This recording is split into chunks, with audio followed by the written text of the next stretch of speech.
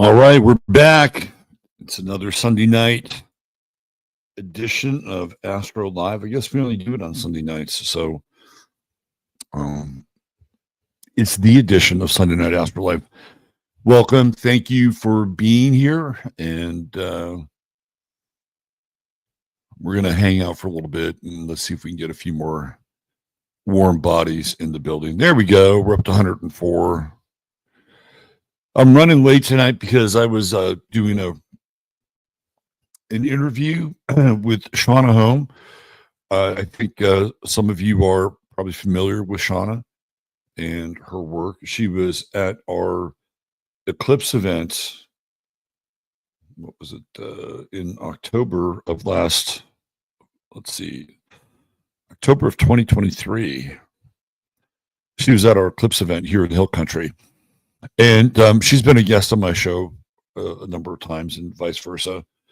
So she has a website, Shauna Home, I believe, .net, and she has a Substack page where she puts her interviews out. So if you're interested in that, you can check that out over on her Substack page. And I think it's going to break on Friday, I believe. And I talk a lot about the LA fire, some of the astrology around it, which we'll get into tonight, and a bunch of other stuff that's going on. So we're gonna spend a lot of time with the LA fire. We're gonna look at the chart of Los Angeles specifically. Also, we've got major news in the heavens. The nodes have flipped, and the true node is now in Pisces, and the south node is in Virgo. We'll get into that tonight as well. That's pretty significant. That's an 18-month period, and activity is usually concentrated around that true node very intensely. Especially towards the latter degrees of that true node, when it gets like very potentiated, right? Like, so right now we're still in the dispersal field of the true node because it's at 29 degrees in anoretic. So there's theoretically no energy left, right? The nodes move backwards. And when the fire in LA kicked off, the true node was at 0 Aries, and the moon was in Aries at that time. So, of course, the true node is the ascending plane of the moon. So the moon and the lunar node were conjunct. And just in terms of, like, if we're playing with the moon and the energy of the moon, the Aries moon is a very hot moon. Right, Aries is a fire sign, so it is a hot, arid, intense in a person's chart. I mean, clearly, it can be a very passionate moon.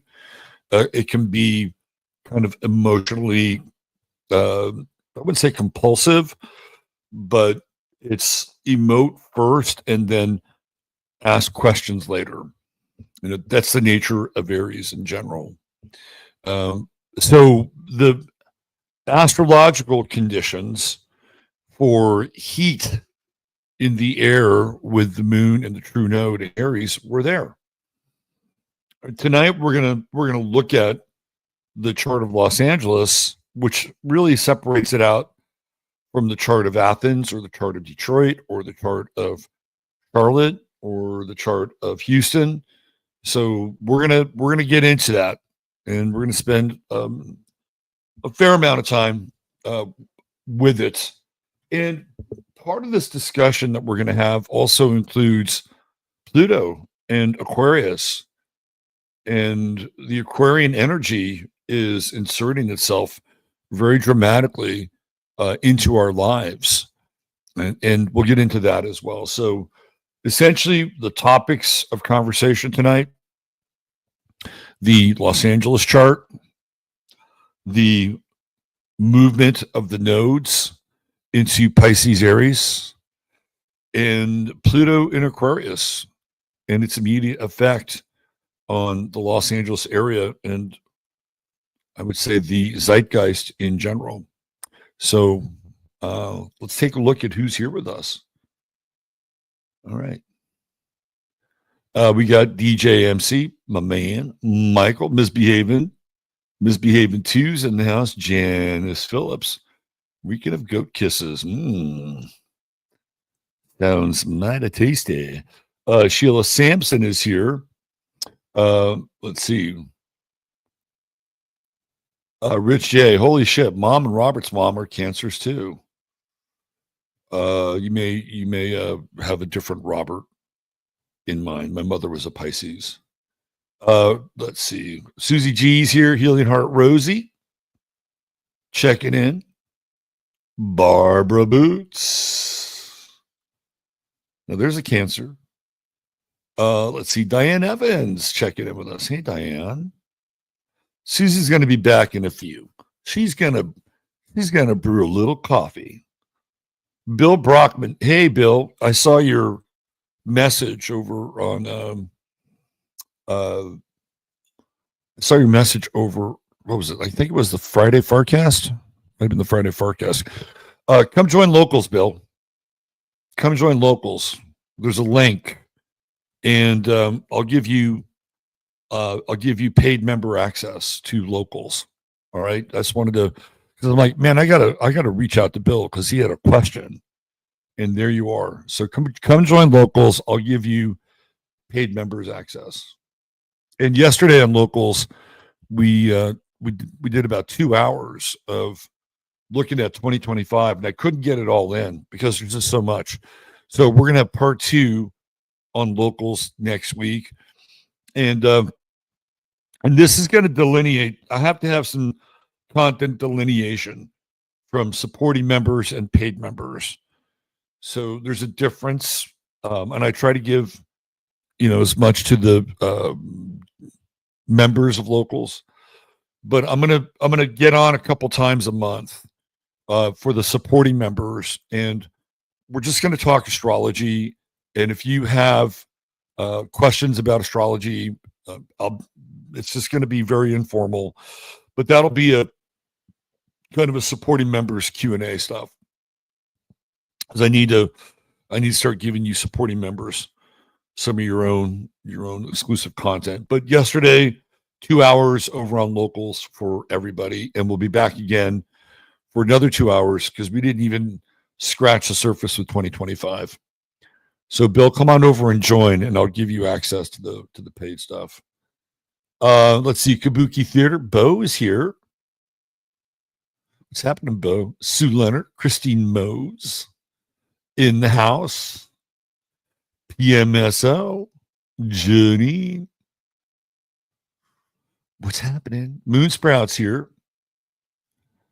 Let's see. Who else? Down the Wombat Hole. What's happening down under? May the Dragon's Head in Pisces bring the water that's needed. It's going to be a very interesting time with this true node in Pisces.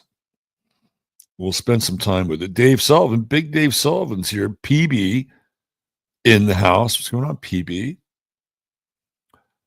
Let's see. Hey, there she is. Saving Austin one tooth at a time. The lovely and talented one, Dr. Joan S. Cato is here. Tom Jordan. Let's see who else. W.C. Ray. What's going on, Brother Robert? Jack Strom. Hi, Robert. Grew up down the street from where the Palisades fire started. Makes me think it was intentional. I think we're all on the same page there, Jack Rue. I think we're all on the same page. Lisa Ann White. The law is in the house. Joe Litke. Hey, Joe. Claire from Scotland. What's happening, Claire? Ojos Azules. Ojos Azules. So yeah, you can join Locals over there. Doesn't cost to become a member. Let's see. Meow meow. Meow, meow. Karen Jagel. Hi, Karen. Lemus Bank. Let's see. Tondar. Nicole DePaulo. My nodal return. Well, congratulations. Let's see. Who else do we have? Mel Gibson lost his house to the fire, and he's questioning the real cause already. I think they may have chosen the wrong people. Well, Steven Spielberg apparently lost his house too. The universe has a perverse sense of balance, right? James Woods keeps his, and so does Tom Hanks. It's a perverse sense of balance. This has not been a fun time with my ascendant at 29, 27 Pisces. So you have Neptune on your ascendant. Bonnie, you know what they say? You got to go with the flow. You got to go with the flow. Although,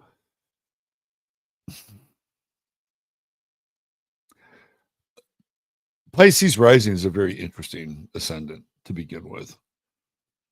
In astrology, honestly, I have a pretty good idea as to who comes by to get readings, and I have sort of a running script in my brain about like what ascendants are more popular or what I get kind of more ascendants of. I don't get a lot of Pisces rising people, which is interesting. But Pisces rising is a tricky ascendant because all the individual wants to do is just blend with the environment, right? Have no boundaries in a positive way. It's like the most positive expression of Pisces rising would be, let's say you're in the forest somewhere, a beautiful forest, not a dark and foreboding forest, although with Pisces rising, it may tend to look a little gothy at times. But let's say it's a beautiful forest. Let's say it's in California, nice big redwood forest, right? Pisces rising would just blend with the environment. It would become one with the environment, like one with the trees and one with the lichen and one with the moss and one with the birds and whatever is in the forest, right? Like that would be a place where that kind of blending and merging the self with the immediate environment is ideal for Pisces. Any situation for Pisces rising where they have that, where they have the ability to like put their armor down and not have to have a rigorous filter and just be, is the ideal situation location for a person with a Pisces ascendant. It's when they're put in environments that are less than ideal or less than peaceful, where the armor has to come up. I think it can be very difficult for a Pisces rising person because they're so sensitive, right? Like they're always taking things in without a lot of filter. So yeah, it's a very sensitive rising sign, and Pisces rising people need to learn how to develop filters. The other side with Pisces rising too is like it's a big sort of projection magnet, and people project onto Pisces rising people a lot, and they can project anything. They can project how wonderful they are. Oh my God, you're wonderful. You're a goddess. You're beautiful. Oh, you have it so great. But then if their lives aren't going so well, then they can project what their stuff is, because Pisces rising will get that too, right? So they become a mirror for people. It's a very complex rising sign, honestly, but one that can also be quite charming and very, I wouldn't say beguiling. That's not quite the right word. Not charming in a Libran sense, like how Libra rising can be very charming, but charming in the sense that it's like magic. Like there's a sparkle, right? There's a sparkle and a bit of a magic with a Pisces rising person. And it's certainly different for men than women, I think, too. My experience with Pisces rising men tend to be that they're a little on the sloppy side. Like 3 days, 4 days stubble. They don't always care a lot about how they dress. That's the nature of Pisces too. And then you have the, almost to a T, sort of the watery eyes. The eyes look like watercolors, blue, green. So Pisces rising is interesting in terms of developing the self, and having Neptune transiting your ascendant. Well, you're getting a full dose of that, aren't you? So I go back to my original statement and go with the flow. Stephen, the Jupiterian, is here. What's happening, Stephen? Let's see. The BB of the BB blog. So I got to throw this out here. BB is a cancer survivor and a very talented person who actually used to live and work in Los Angeles. And I'm sure that she has a lot to say about what's going on. Good to see you, BB. Let's see. Me, Pisces, North Node, 12th house. There you go. Erica Modi. Hi, Erica.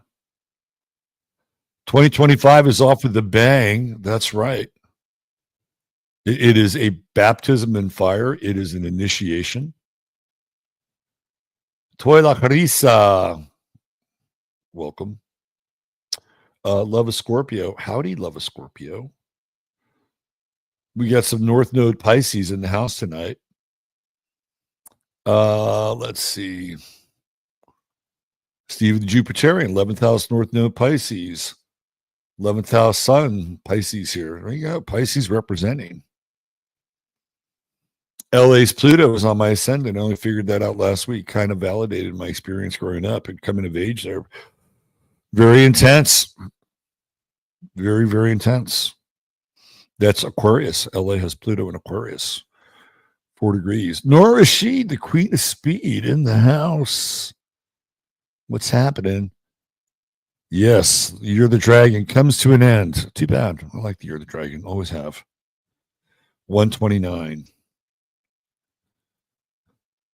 Let's throw this up here. We got to get a little EB action in. Strange, crazy times around. I've been up in North Carolina volunteering. It's still so awful there. I know, right? Like we've been, all of a sudden, North Carolina's in the rearview mirror. I mean, this is unfortunately the way these things happen now because these events just get so stacked.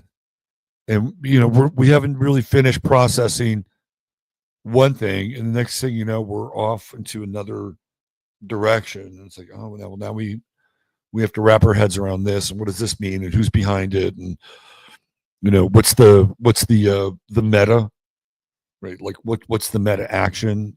And this is how it is now, unfortunately. Joan W is here. Hi, Joan W. Integrity or karma. Kaleidoscope Kara says, my daughter is Pisces rising and I'm a Virgo rising. How about that? Yes, if you feel so inclined, you can buy me a cup of coffee over there. That's right. Cassandra Lynn made it. We're glad you did. Here's my man Steve. Zerlith the Immortal. Year of the Wood Snake begins at 129.25. That's right. Fluffy Columbus, Moon, Cancer, your second house, Cancer rising. Yes, my mom was a Pisces rich. She was a Cancer rising, though. So you were kind of on track, brother. Kind of on track there. Jay's here with her Cancer sun. Josie's Jazz and Junk. You like my hats, huh? This is from what's the name of this company? I don't know, I forget. But they're on Amazon. They have a bunch of stuff over on Amazon. Let's see. My older son's a Cancer son. My husband, this happens with Rich. You're in another timeline, brother.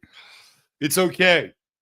I think these things are going to become more frequent than we're going to have to have some kind of like timeline support group, I think. Like, what the fuck? What the fuck? I know, right? Isn't this the way that happened? No, I don't know. Timeline support group. Let's see. So what happens to going it all alone, North Node and Aries into Pisces? Good question. We'll get into it. Virgo rising, Pisces moon. Kate the Gardener. Jamie, my man, what's going on, Jay? We need to remember there's plenty of alignments from Mercury all the way to Mars. It's coming up right now. From Mercury to Mars and all the distant stars, there's alignments coming up inside of you. Misty, Dead Wolf Resistance 13, always bringing the edge. Carol Moore. All right. Letro. Golden Globes mock God equal devils move in. Welcome to liberal hell. I think some liberals are having second thoughts about their voting and their mocking. Quiet Wolf King Crow, Pisces rising. Look at that. Rhonda, triple hey. What's happening, Rhonda? Hey. Phil Thompson, it's Sun Trekker. Hey, Sun Trekker. Deborah Donaldson checking in. Fluffy Columbus, all the way from England. Erica Modi's here. And then we got a packed house. Dina, she's making chicken soup. She's making a good Portland chicken soup. Is the video lagging? I don't know, man. I got it on my mesh network. Hopefully it's a better connection. Soul Secret Service. Let's put this up here. I'm here in Los Angeles. These fires are unbelievable. I know several people who lost their homes. Praying for light rain to put these fires out. You're going to need a little bit more of a light rain. That's what I'm saying. Let's see. Who else? Who else do we have? Tim, Neptune on my MC.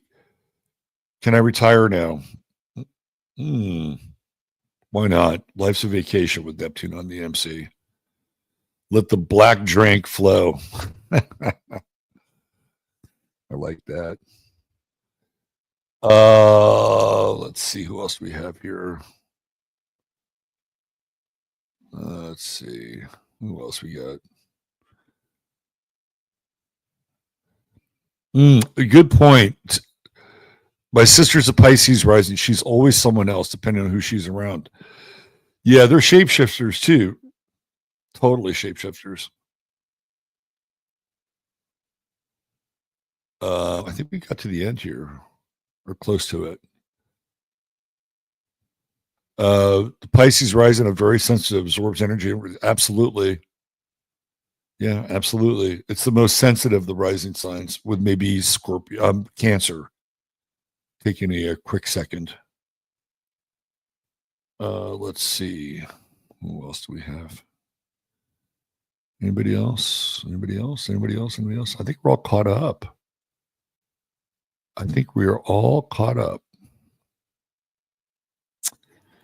Can the nodes have aspects? Yeah, absolutely. 100%. Yep. North Node, nodal Pisces return. Cool. Very cool. Let's see. I think we're pretty much caught up. Desiree Conrad, Pisces here too. Taurus moon, Libra rising, North Node in Gemini. You sound interesting. Let's see. What else? Sandra Jackshaw. We got the SJS sighting. Okay. I think we're good. Oh, there's Lynette Jardine. Got to do a shout out. And to Lewis Walden, our guy in Florida. Was it Southwest Florida real estate? Olivia Provorce, Cindy Taylor reluctantly left California in 2008. but it was ultimately grateful after all. Yep. We had what is it, 3EQ SF Bay, California today. So it was a 3.0 earthquake there. Feels like, hey Steph, what's going on? Good to see you. It feels like California is primed for an earthquake, don't you think? That's what feels on the table next with all the destabilization. All right, let's talk about True Hemp Science, and then we'll get on with the show. So I had a really great conversation. If you haven't seen the show with Russ on Friday, it's a really good show. We cover some of the stuff with the fires. We really got into the Resnick family, Stuart and Linda Resnick, who are, in my estimation, legal criminals, people that have figured out how to violate the the public trust, game the system. It's not unlike just about anybody else who wants to get ahead in our world. They do it through stealth and paying off the right people, like giving a shit ton of money to Gavin Newsom and people like Dianne Feinstein in order to get what they want, or to pay UC Davis enormous sums of money so UC Davis can basically be their own private R&D center. Right? This is kind of how the way the world works. Anyway, we talked about the Resnicks on Friday. We'll get into them. Man, I don't know if we'll get into them tonight. But one of the things Russ and I talked about is we talked about CBD and True Hemp Science, and Russ was very interested in it. And I told him that whenever I travel, CBD is right at the top of my list. So when I went to Puerto Rico recently and having to go through the kind of the stress and the intensity of travel, which never used to be that way, but is now, I never leave home without it. So if you spend $100 or more over at True Hemp Science, you type in 15MINS, what do you get? You get the goodie bag, and the goodie bag has some stardust, some moon dust. You might get a vial of Doze. It's like whatever Chris has on tap and can sweeten your order with, you'll get it. And by the way, True Hemp Science voted the #1 purveyor of CBD in Austin, Texas. And you'll have people in the chat attest to the fact that it is some of the cleanest, purest CBD, CBGA, THC you will find. $150 or more gets you free shipping, and there's always a 30-day money-back guarantee. The beauty is he's Main Street, right? He is a guy eking out a business and helping us out with our biochemistry while he's doing it. TrueHempScience.com. All right. Why don't we do this? Let's take a look at where we are currently astrologically. And then we'll drop into the Los Angeles thing. So let's do this.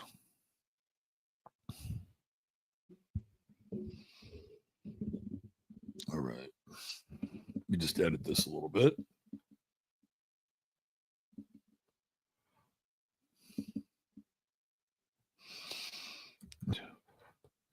So next Sunday night, you're going to want to be here for next Sunday night, because we are going to have, it wouldn't be a repeat. It's not a repeat. It is a part 2 with David the Leo King Palmer, Evan Nathaniel Grimm, and a new addition for Sunday night. Our friend Mario from Symbolic Studies will be joining us. So it's going to be a total all-star lineup. Mario is a fantastic symbolist. He's a really good follow over on Twitter, and also over on YouTube. And I believe, if I'm not mistaken, it is the first conjunction of the Sun and Pluto in Aquarius since Pluto went into Aquarius, and they're happening right at the same time on January 20th.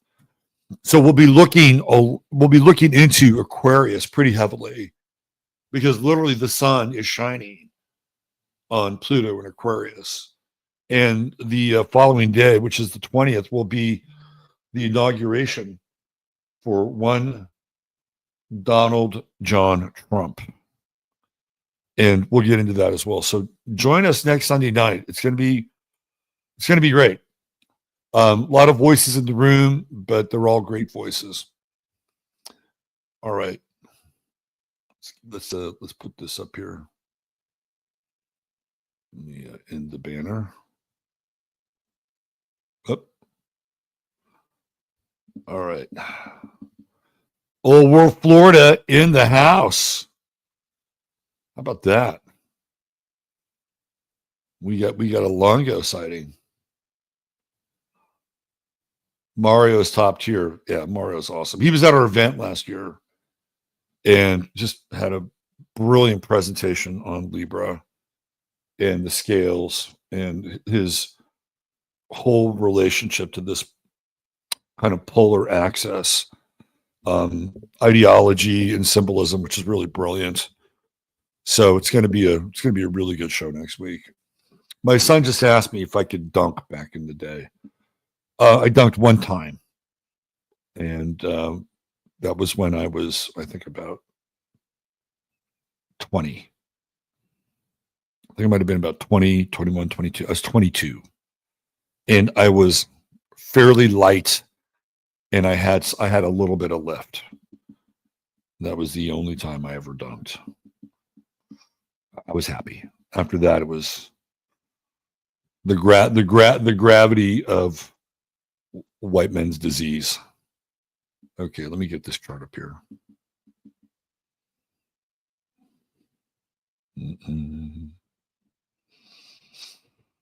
Here we go. All right.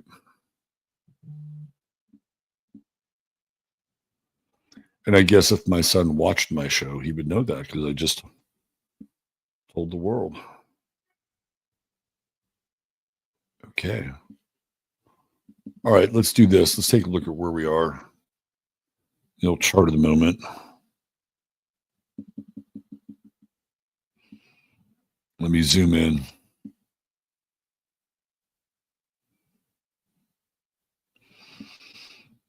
Okay, do I have it right? I have it right. I've got it right. Right. Bloody well right. The sun, 23 degrees Capricorn, so that puts us in the third decan, which is the Virgo decan. And lo and behold, as we sit, the sun is in Virgo's house. So I guess I should tell you things tonight that would be helpful and can improve the quality of your life. That would probably resonate the most. Or I could take the tack of the Leo rising and be very dramatic while I'm doing the same thing. So yeah, we've got 7 degrees and 7 days before this sun catches up with Pluto. And this is going to be a very interesting time. I believe, what else is happening in Pluto, in Aquarius that day? There's something else. I think is it the moon? Are we? Might have to go in but we know that we're going to have Sun Pluto conjunction. I think the moon might be there as well. So it is literally like the dawn of a new day, but it also feels kind of dark, doesn't it? So which energy is going to predominate?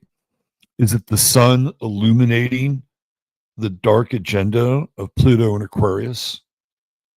Or is Pluto in Aquarius going to subsume and suck in the light that's available? It's going to be very, it's a, you know, this is how Trump rolls. Whenever Trump has something like political or related to the presidency, particularly him, there's usually a very dramatic astrological aspect that goes along with it. When Trump was elected back in 2016, and David and I have talked about this, and it will be a point of discussion again when we get together next week. Election day started out with Mars at 29 Capricorn. Remember, this is back in 2016. And that 29th degree of Capricorn is the Sabian symbol about a group of men behind the scenes making decisions that affect the rest of the world. I'm paraphrasing the Sabian symbol, but I think you guys know what I'm talking about because I've talked about it many times on this show. And when you look at that in the context of Mars back in 2016, I think it's pretty clear that there was a judgment call that was made where Trump was going to be made president. So what do I mean by that? I think that there was more than likely an effort to affect the outcome of the relationship, the election in 2016 in favor of Hillary. But what happened was that Trump had too many votes. And I think that because every single pollster, with the exception of the LA Times, had Hillary winning. And in some cases, it was not very close. So if they were going on whatever available data that they had, by the time they rolled into about midnight, 1 a.m. Central Standard Time, and I don't think Trump is named president until close to 2 a.m. Central Standard Time. I think whoever moves the votes around said, we can't beat them. We don't have enough ballots in the tank to get her over the hump. And to this day, I don't think Trump thought he would win. I don't think he thought he would win. If you go back and you look at what happened after the election, he seems stunned. And for Donald Trump to seem stunned is like pretty rare. He seems kind of stunned. He seems like a deer in the headlights. He's kind of like, oh, fuck, now what? Right? And so there was, I think, a decision that was made. And then the decision also on the side of the Democrats was, okay, well, we lost here, but we're going to fight like hell and impede him at every turn, which clearly was the case. Now, when you look at the day after the election, Mars moved into Aquarius. And I thought this is really significant because that Mars Aquarius energy, it's a cycle that lasts 2 years. That Mars Aquarius energy is what Trump inherited. And Aquarius is rebellious. And Mars is active rebellion. So when that happened, it was like game on, right? Game on. Now, when we go to the inauguration, the Sun and Pluto will be just 1 degree off. Pluto will be 1 degree off of that Mars in Aquarius that happened when Trump was elected. The other key transit, again, so that happens when Trump's like, there's a major shift with Mars, right? The other key transit that happened while Trump was president was the Jupiter-Saturn conjunction, which is a 20-year cycle. And that was the lead-in, right? So Jupiter-Saturn was it was December of 2020. So we had just spent the entirety of 2020 with COVID, with Saturn in Aquarius. And then Jupiter comes along and then joins Saturn in Aquarius. Now, I believe at that time, Trump is out of the White House. Let me just go into my ephemeris here really quickly. Let's go back to 2020. It would be December.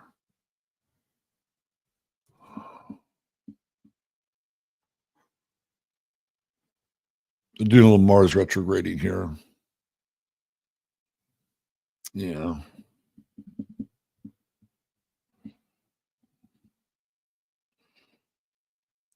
Yeah. So December 20th,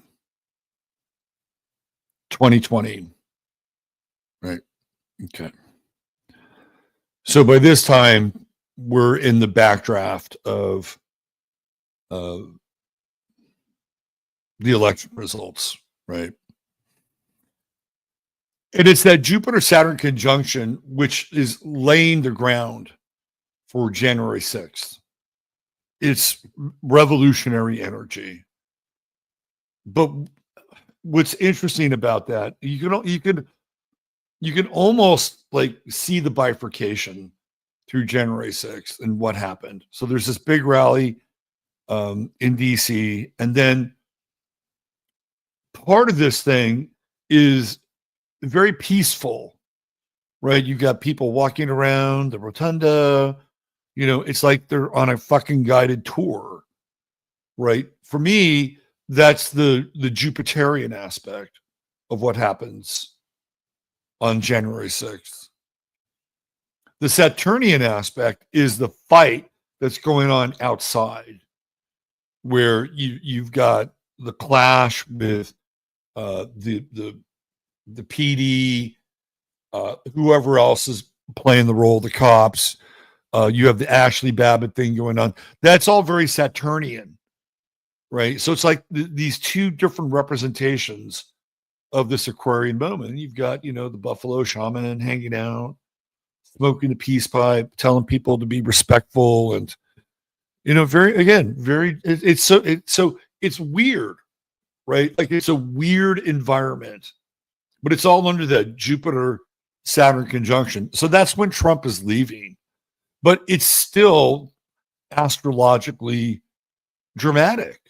So if we take that 0 Jupiter, 0 Saturn, Aquarius, we overlay that on top of the Sun Pluto conjunction in Aquarius, we bring in the Mars 0 Aquarius when Trump was elected, and it's literally the day after, right? These are all reverberations of the Trump presidency, which like he's got a Sun Uranus conjunction in Gemini, which again, for all intents and purposes, makes him very Aquarian, right? He's Aquarian. Like Trump is revolutionary. Whatever you think of him, whatever you think of his politics, he's revolutionary. He led a political revolution. He did something that nobody else has ever really been able to do to the degree that he's done it. And some people will say, well, that's because he's a mega sorcerer, the highest level of being a sorcerer in the ranks of sorcery, right? Like that's what they do. They hypnotize people. They're able to use spells and incantations and employ Paris Hilton, who, by the way, is an Aquarian. But he's done it, right? Donald Trump has led a revolution in this country. And if you look at what's happened politically, the left is pretty much decimated on a national level.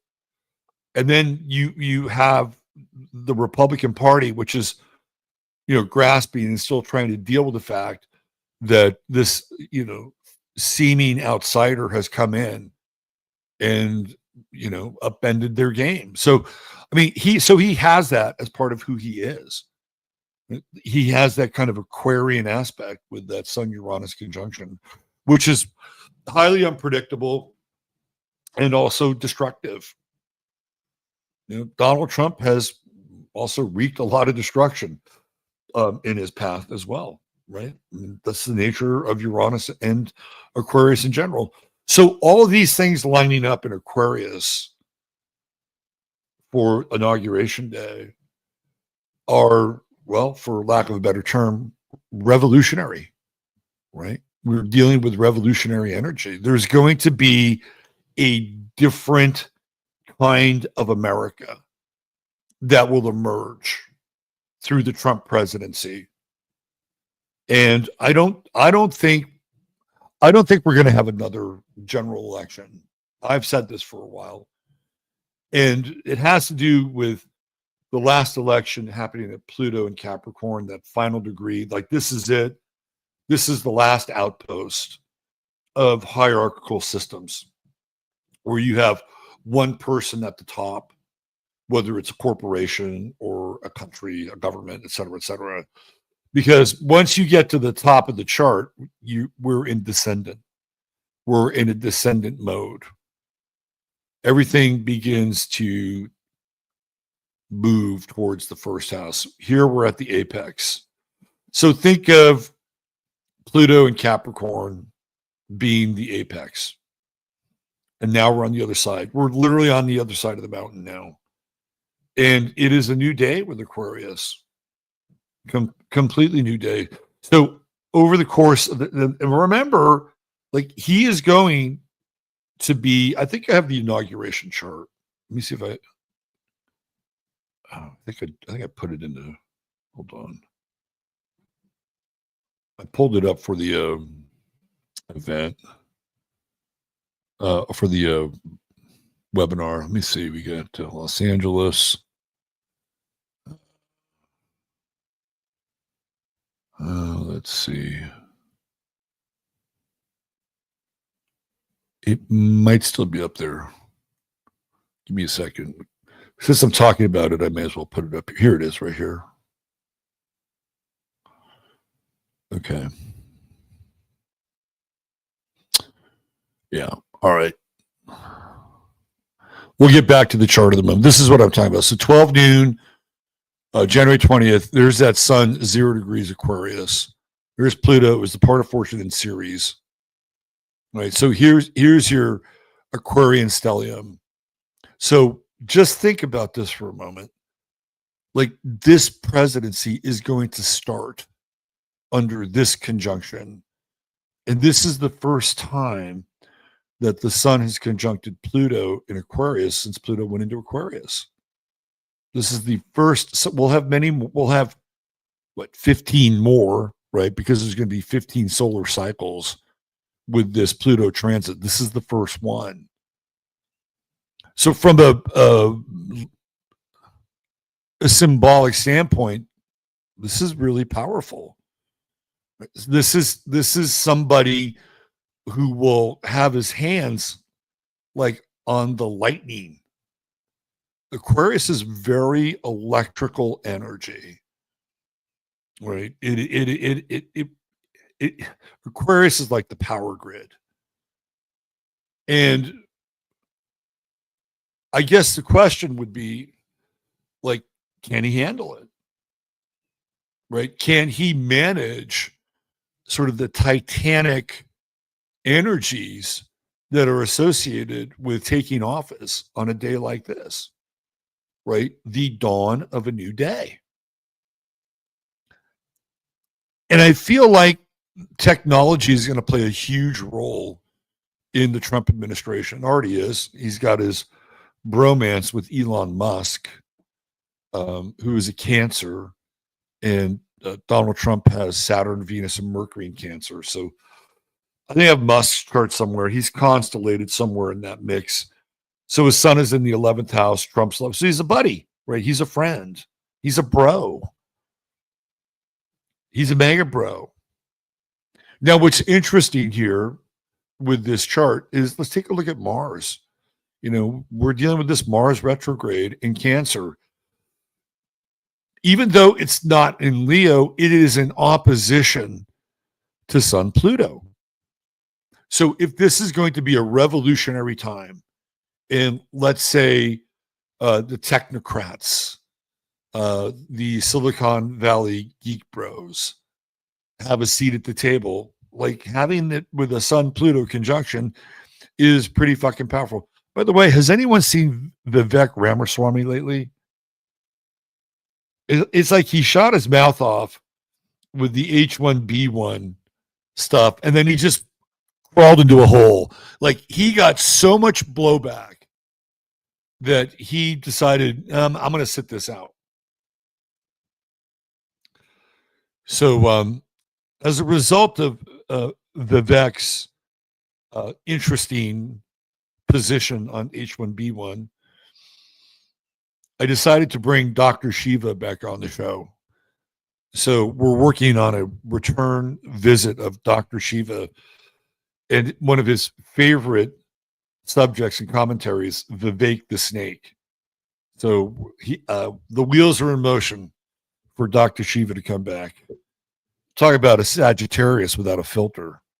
So let's get back to this Mars and Cancer opposition. To me, Mars and Cancer, if there is such a thing as MAGA, it's Mars and Cancer. It's the people, it's the folk, it's the working class, whatever that looks like these days, whatever passes for working class. That's what Mars and Cancer is. It's also about values, and it's about security. It's about home. It's about family. All these old, antiquated ideas, right? They're all contained within the sign of Cancer. And on Inauguration Day, Mars is in opposition. So we have this, giant leap forward into this deeply transformative future. But down here, opposing it, literally opposing it, is Mars in Cancer. And a lot of people who have thanked Elon Musk for, buying X and giving free speech a platform, and seeing him as part of Team MAGA, are having a very different take on Elon Musk since Donald Trump was elected. And Elon Musk has shown his absolute disdain for the working class. And he certainly has not made a friend of Steve Bannon. And Steve Bannon has been a true warrior of the working class for years. I mean, Steve Bannon wears the same fucking coat every day. I don't know if you've noticed that or not. But it's this dingy kind of brown, what is that? Like a Eddie Bauer coat, or what's that company up in Maine that makes clothing? Like he's been wearing that fucking coat forever, right? That's how committed to the working class Steve Bannon is in. And we have this Mars retrograde, which stands in opposition, and it's going backwards, which is not really great in terms of the opposition, right? Mercury's moving forward. Here's the sun. Here's Pluto. Now, Mars and Venus are in a trine rather. And after this day, Venus will continue to move forward and eventually meet up with Neptune and continue to trine Mars as it moves backwards. So that's good, right? Like, this is interesting. This is, for me, this is very different than what's happening up here. And this is, if we can agree upon, like, this is the folk, right? Or these are energies that represent what I would call true conservative values. Because Cancer is a conservative sign. Economically, Cancer is very thrifty, right? It likes to conserve, conserves money, resources, right? So we can agree that Cancer, by and large, as a sign, is conservative. But it feels like, as a result of this opposition, and if we factor in, like, what's happening in California, where there are a lot of people who are progressive, democratic, liberal, left-leaning. I think there's a consensus around that, right? And since this fire has gutted their lives, and they're having an X-ray vision now of politics and the system and the people that they elected or were placed there, right? Now they're kind of getting a whiff, right? They're getting a whiff of what it's like to see behind the curtain. This is what's happening. And when I see this Mars Venus trine and coming in here with Saturn, it's almost like there's new members of the team. There are people like, holy shit, I can't believe what I'm seeing here. I can't believe what I'm witnessing here. And they're in shock, right? They're in shock and they're in trauma, but they're going to get over it. And they're going to have that come to Jesus moment, which is, we've been fucked over and lied to. So now what? Well, there are these people over here like, hey, right? We've been saying this for a while. We've been, theoretically trying to vote our way through this thing with people that theoretically represent us, but now we're having some issues with that because it seems like there's a new priority in town, right? And the new priority in town is all about technological system. Have you heard what's coming out of LA? Masaki has been sending me some really good info on the publisher of the LA Times. Really tricky character. But somebody, he's kind of like, I would say he's the Asian version of Elon Musk, but he has some of those vibes. He's from South Africa, like Elon Musk. He's a tech bro, like Elon Musk in his own way. He's also a doctor. His name is Dr. Pat Soon Xiong. And he's the publisher of the LA Times. In one of his latest tweets, you have to read between the lines here. Wildfire disaster proves why competence, not party, matters in electing leaders. Hashtag competence matters. Brentwood evacuating today.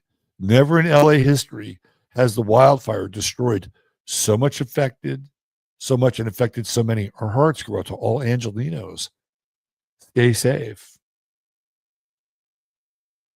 Maybe the lesson we learned out of this catastrophe in California is to now vote not based on left or right or D versus R, but perhaps based on competent or no experience in operating a job. We have to elect based on competence. Yes, competence matters. Okay. If you read between the lines with that, and if you get into some of his interesting projects. Things like the Berggruen Institute, things like the 21st Century Council. These are all connected to this guy who runs the LA Times. And inside the Berggruen Institute, you get geopolitics, geopolitics and the globalization program. The geopolitics and globalization program, home to the 21st Century Council, sounds ominous already, focuses on two projects: thriving in a transactional international order, which is aimed at building a forward-looking model of the international system that focuses on liberal outcomes without relying on the revival of anachronistic institutions, and promoting U.S.-China dialogue on AI and security, which is responsible for the 3 Understanding China conferences in Beijing since its inception. So this guy happens to be Chinese, by the way, who runs the LA Times. And what he's really saying about competence, in my estimation, is he's talking about technological systems,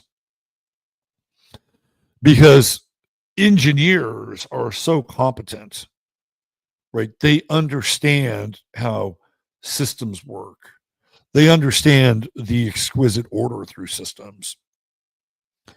So now what happens for Los Angeles after the smoke clears and after all the rubble? Can you imagine the cleanup and all the rubble that they're going to have to deal with? Well, they're never going to let it happen again. Never. What's going to be the most competent solution? It's one that's going to involve automation,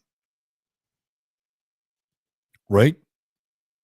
They'll map out this new smart city, and they'll make sure that everything is wired up with infrared heat sensors and all kinds of other interesting technological pieces of equipment that give people this incredible sense that, you know, if even a hint of smoke goes off somewhere, there's like 10,000, you know, ultra sensitive smoke detectors that pick up the faintest whiff of any smoke.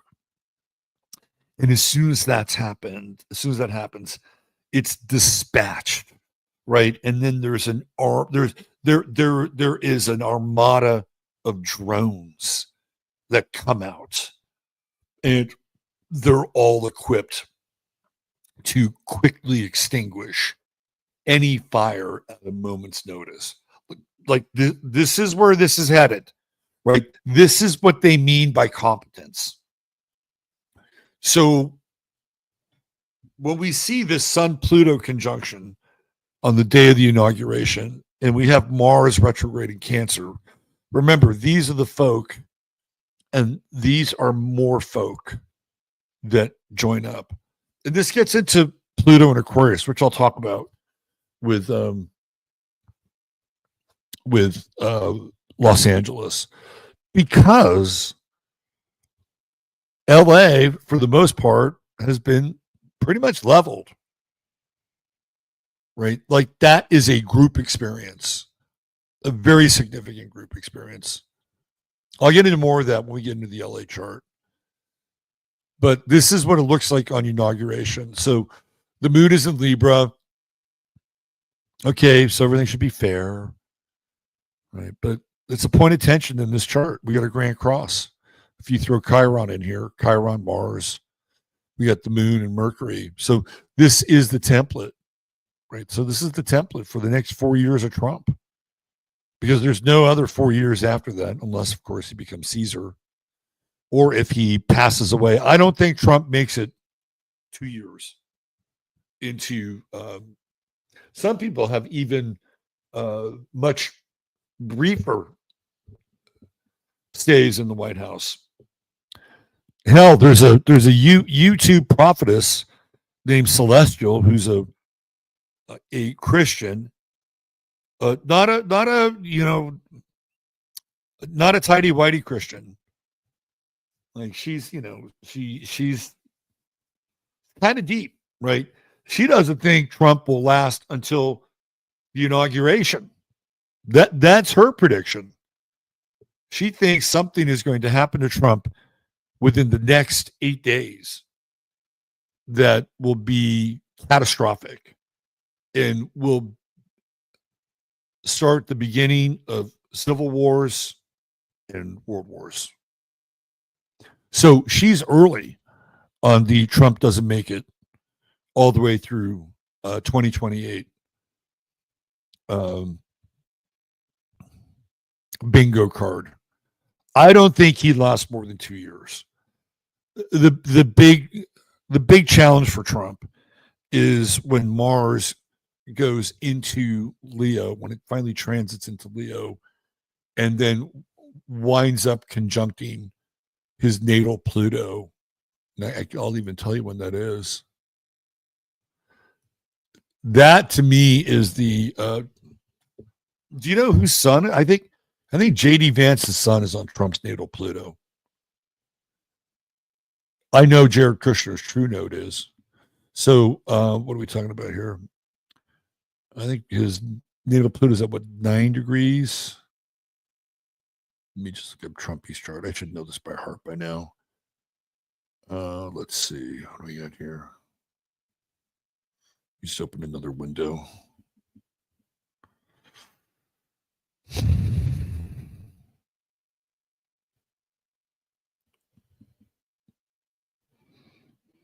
All right.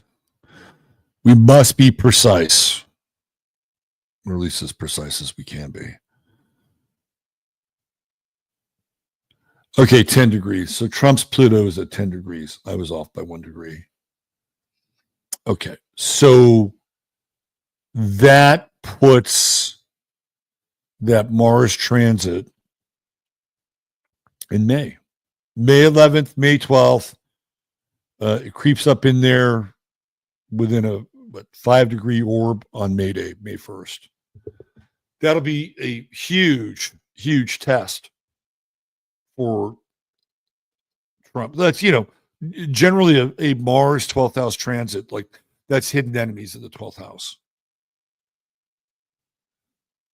So if he makes it to the inauguration and doesn't cohere to Celestial's prophecy, then he's got this May date with Mars. He makes it through that, then he'll have his Mars return because he's a late Mars Leo, 28 degrees. That'll be June 15th. So if he gets to his Mars return, he'll definitely have some vitality, right? With that Mars return. But I don't think he'll make it past 2 years. Because Mars cycles are 2-year cycles. So if we went into 2027 in that second Mars cycle in 2027, that's the outlier, right? That would be the outlier. So for whatever it's worth, my prediction is that Trump does not serve a full term. And let's see, we have, so it would be 2026. Let me get that in there. I'll be exact with the date.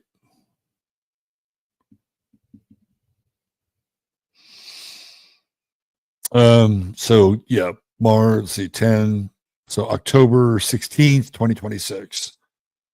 So that would be the last time that because by 2028 I just don't think there's going to be another election. So there are 2 Mars windows for Trump with Mars conjuncting his Pluto. May 11th of this year, and then October 11th of 2026, October 15th of 2026. Right. Okay, let's go back to this chart. So we have this Grand Cross. This is the template for the presidency. And it is transformational. It is a transformational presidency with technology taking the stage, right? Front and center. Technology is really a big player. Even with Uranus here retrograding, right? It's in the first house. Taurus on the ascendant, which is not quite the same degree as Trump's midheaven, but this Uranus will be conjunct Trump's midheaven, which, by the way, is conjunct Algol, and of course, moving backwards. Jupiter retrograde, right? Not part of the Grand Cross. So let's just take a look at this. When we get into a Mars Chiron square, of course, Chiron here in Aries, the ruler of Mars, there's a tendency to feel powerless. Mars retrograde in Cancer is not a power aspect. And I was talking with Shauna today, and you know, one of the things that Cancer does in general, right, is it's good at retreating. And right now, with Mars retrograde in Cancer, it is a good time to retreat. Right? I was a little contrarian about it on Twitter yesterday, but it's a good time to retreat. It's okay not to be engaged in the world right now. You know, you can, gain a lot of either skills. Like, this would be a really good time if you wanted to learn, like if the world was just too fucking much, right? Shut it off, shut it down, learn a craft, whatever. It could be really simple, like make candles or, canned food or whatever, right? Like, these are all very Cancerian kinds of things that you can do. It's also, this is a great aspect for repair. So if there are things that need repair in your life, whether it's a car or whether it's part of your house, your living structure, or even your body, like Mars retrograde is really good for this. People that have Cancer rising in their chart, one of the things that they are tasked with is self-care, to learn how to be balanced both physically and emotionally, right? So their worlds work. So there's a whole protocol for Cancer rising people. Get enough sleep, get enough rest, get enough food, don't overtax yourself, know when to do something, know when to not do something, right? Things are very cyclical, understanding your energy level. That's self-knowledge. Mars and Cancer rising, or Cancer rising, that's the mission, right? That's the lesson. So it's about self-care. So we have Mars retrograde in Cancer, using that same blueprint, right? Look, like, where in your life do you need more self-care? I just got back from Puerto Rico and I had a great time. But I was also dealing face to face around issues with my body, particularly my back, right? I'm like, I am not going to fucking, ever take another fucking vacation again where I have to deal with some degree or level of discomfort. So, I've never done this before, but I'm hiring a trainer. And I'm going to pay this guy to work with me, not necessarily with weights and stuff, but flexibility, mobility, agility. And what's really interesting about him is that he's a Cancer rising, and he's a late Cancer rising, right? So this Mars falls right on his ascendant. So, we're going to start working this week, right? And the way that I connected with him is I go to this place called the Stretch Zone here in Kerrville to get my body torqued. And he works there. And he told me his story. And he's like, yeah, I used to be a trainer for the Arizona Diamondbacks. And I'm like, really? Oh, So, this guy's been working and stretching my body for, I don't know, a couple months now. And he's really fucking good, right? Like, this is a guy who is working below his pay grade. You can just tell. Like, he's like, he's into the body. He's passionate about it. I'm like, okay, let's go.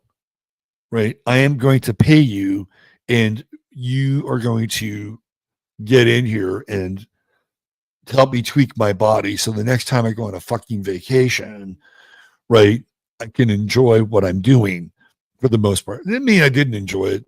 Right. But it's like there are certain things that you do. It's like when you're younger, like, yeah, let's go do this. You have freedom of movement and mobility and flexibility. And it's like, yeah, let's go. Right. And that really wasn't the case. It's like, oh, okay, well, let's see if we can go. And so that's my Mars commitment. This is what I'm doing. It's like a self-care moment. So what are you going to do with this Mars retrograde? How does it affect you?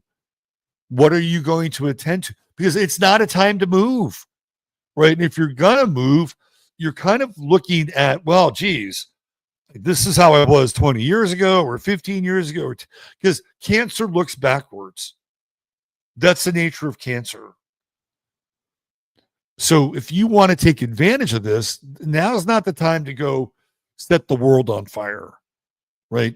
When Mars goes direct and it goes into Leo and there's more vitality and energy and joie de vivre, right? Then it's a time to push out, but it is not the time to push out now.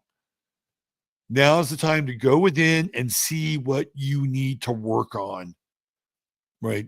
To, regain something, right? To bring the totality of your being into balance. And if you're already there, then you can use this energy for other things. And like I said, you can figure out, how to learn something new, but it needs to be Cancerian in some ways in order for it to be effective. So we have this Mars Chiron square, which I was alluding to. And it doesn't really bode well, right? Because there's a sense of disempowerment. Because there are clearly, this is what Steve Bannon said. He said, Elon gave Trump a lot of money, so he deserves a seat at the table. Well, Pluto's resources, right? So this is Elon Musk. This is Peter Thiel. This is, what's his name? Sachs, right? David Sachs. Like, these are the people that contributed to the Trump program. And they are going to get their agenda across the finish line, right? This is what this is about. And this is the inauguration for a new America with this Sun-Pluto conjunction. So if you don't have a seat at the table, right, and you're down here with Mars retrograde, and you're feeling like, well, fuck, I wish I had, 5 million, 10 million to sit down and get a seat at the table and have Trump listen to, our needs, right? So this is not really a great foot to start out on. Now, that said, we have this Venus-Saturn trine with Mars, and that's a joining of the forces, which I think is interesting. And this Venus-Saturn conjunction is about commitment. Anytime you get a Venus-Saturn conjunction, Venus is ahead here, so it's agreement then commitment. It's not a forced marriage. It's not an arranged marriage, right? Somebody's able to make a choice about who they want to be with, right? So this is the strength here with this Mars retrograde. It's about connecting and bonding with people, and especially because Venus and Saturn are in the 11th house. These are groups. This is really interesting. So it almost feels like there's sort of this pinnacle, right? Especially at 12 noon, right? With the sun right at the apex of the chart. There's this pinnacle of power, And in Pluto, in Aquarius, it is technological power. But then there's also this gathering of the tribes, right? There's this gathering of the tribes and people starting to kind of bond together and work together in a way, I wouldn't say contrary to the system, but figuring out like what their needs are and how they're going to get them met. So because we're living in, clearly we're in Aquarian territory now, so groups are going to be very important. And the largest voting bloc in America is clearly MAGA. And you would say, well, it's the Democrats. No, if it was the Democrats, then Kamala Harris would have won. So it's a voting bloc, right? But within that, there's subsets. You get patriots, you've got libertarians, you know, there's all these different subsets.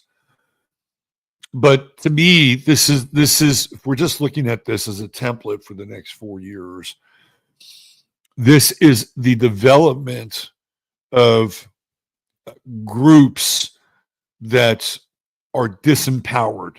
Like it comes out of people who feel disempowered with this Chiron square to Mars. And so they're looking to bond, right? They're looking to bond and to find traction in some ways. Let's bring the moon into the discussion.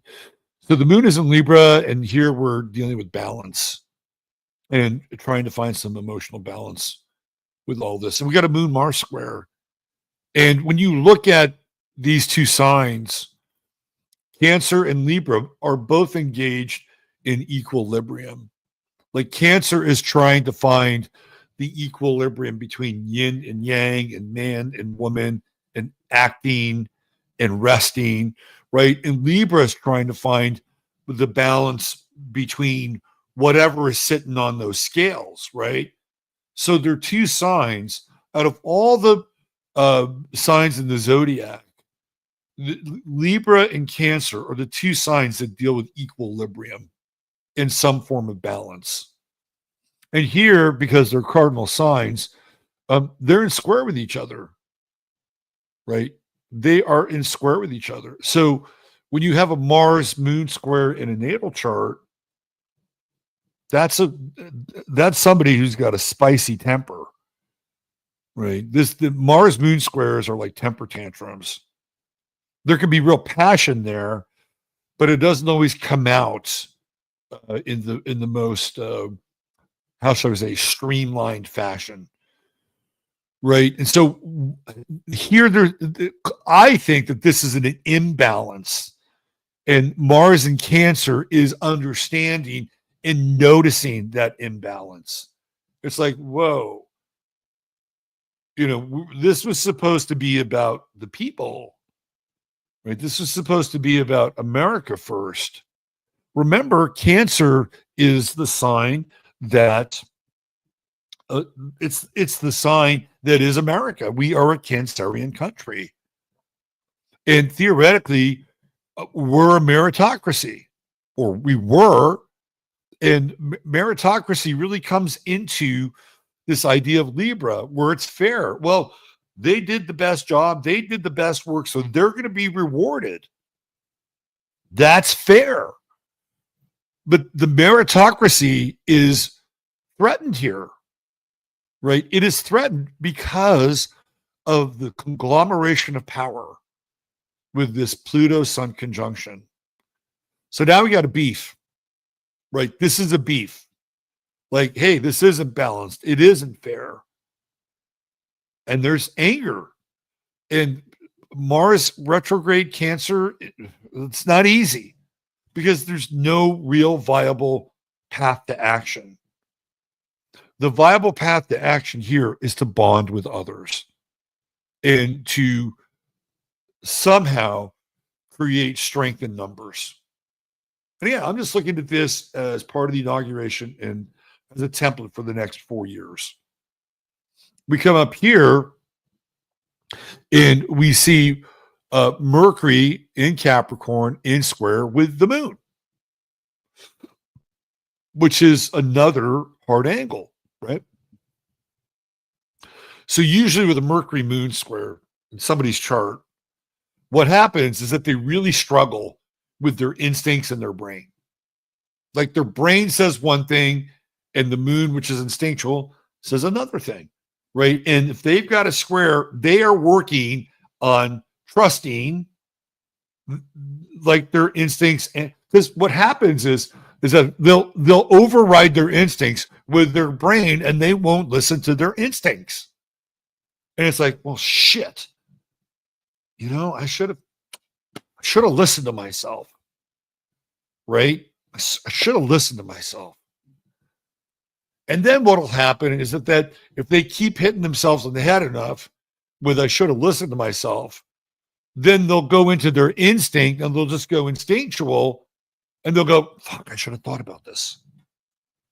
Right? This is the dynamic between a Mercury moon square, you know, and it's getting that person to chisel that thing out at a hard angle. This is a life work. It is not an easy square because one will predominate over the other at any given time. But over time, the individual figures it out. Slow down, right? Slow down. And there's other ways that the individual can check as to what course or path of action to take, right?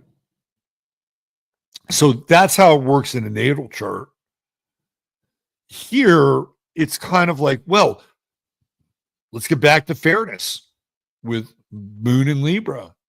Well, isn't this fair? Isn't this the most equilibrious way of doing something, right? Isn't this the most meritocratic and balanced way? Mercury in Capricorn says no. Mercury in Capricorn says, no, that's not the program. That's not the program. Like even in terms of hierarchy, Capricorn's over Libra. You know, and Mercury in Capricorn is like corporate thought. It's like, no, sorry.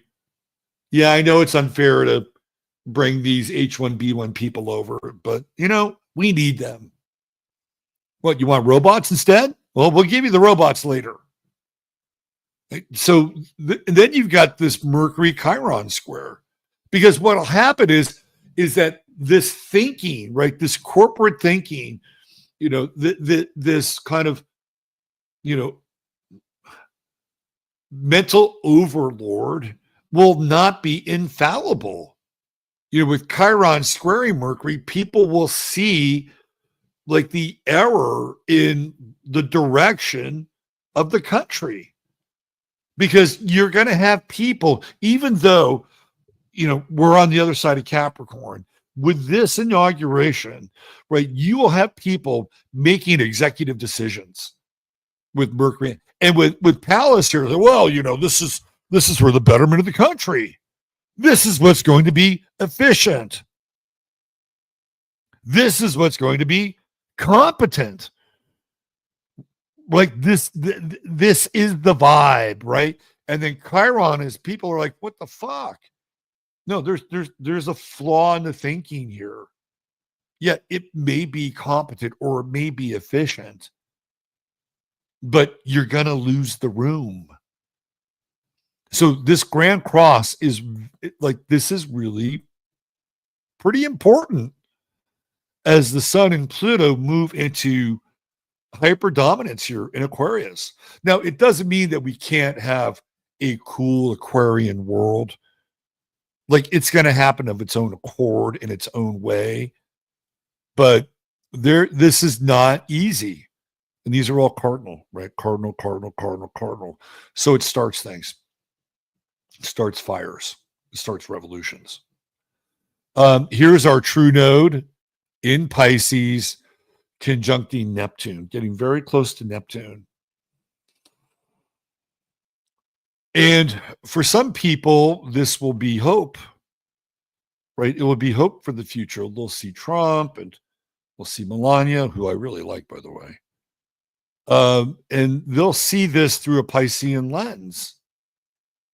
And they'll say, okay, finally, we got to the finish line, provided something doesn't happen and this internet prophetess isn't on the money. They'll see this through a particular lens. And it'll be however they want to see it, which is the nature of Pisces. The dawn of a new age, the return of a real president, for people that are religious, they may see Trump in religious terms because, clearly there are, people out there who view him that way. And when we get into Pisces, and especially the true node in Pisces, we cannot not have that discussion about religion, particularly Christianity, Islam, and Judaism. So this is the particular lens, right, that people are going to view this event through. Then we have Jupiter here at 11, Gemini, and it's really kind of at the tail end of a 10-degree conjunction with Pluto retrograding. So it'll go backwards a little bit and catch up a little bit, but I wouldn't really call that a very strong trine. The stronger trine is with the moon in this chart. And it is the amplification of equilibrium, meritocracy, and fairness to some degree. Then we also have this Jupiter-Saturn square going on, right? I'll tell you what's going to be a bit of a tricky phase is next year when Jupiter gets, I think it's around like 20, so around 22 degrees. And it starts to, we have these nodes squaring off against Jupiter. I had that as part of my my presentation yesterday, which I wasn't able to get to. But it was a pretty significant date, pretty significant transit. Is it?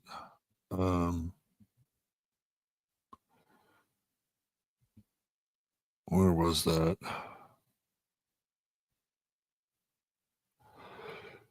Let's see. Right. So it's in the second week in May.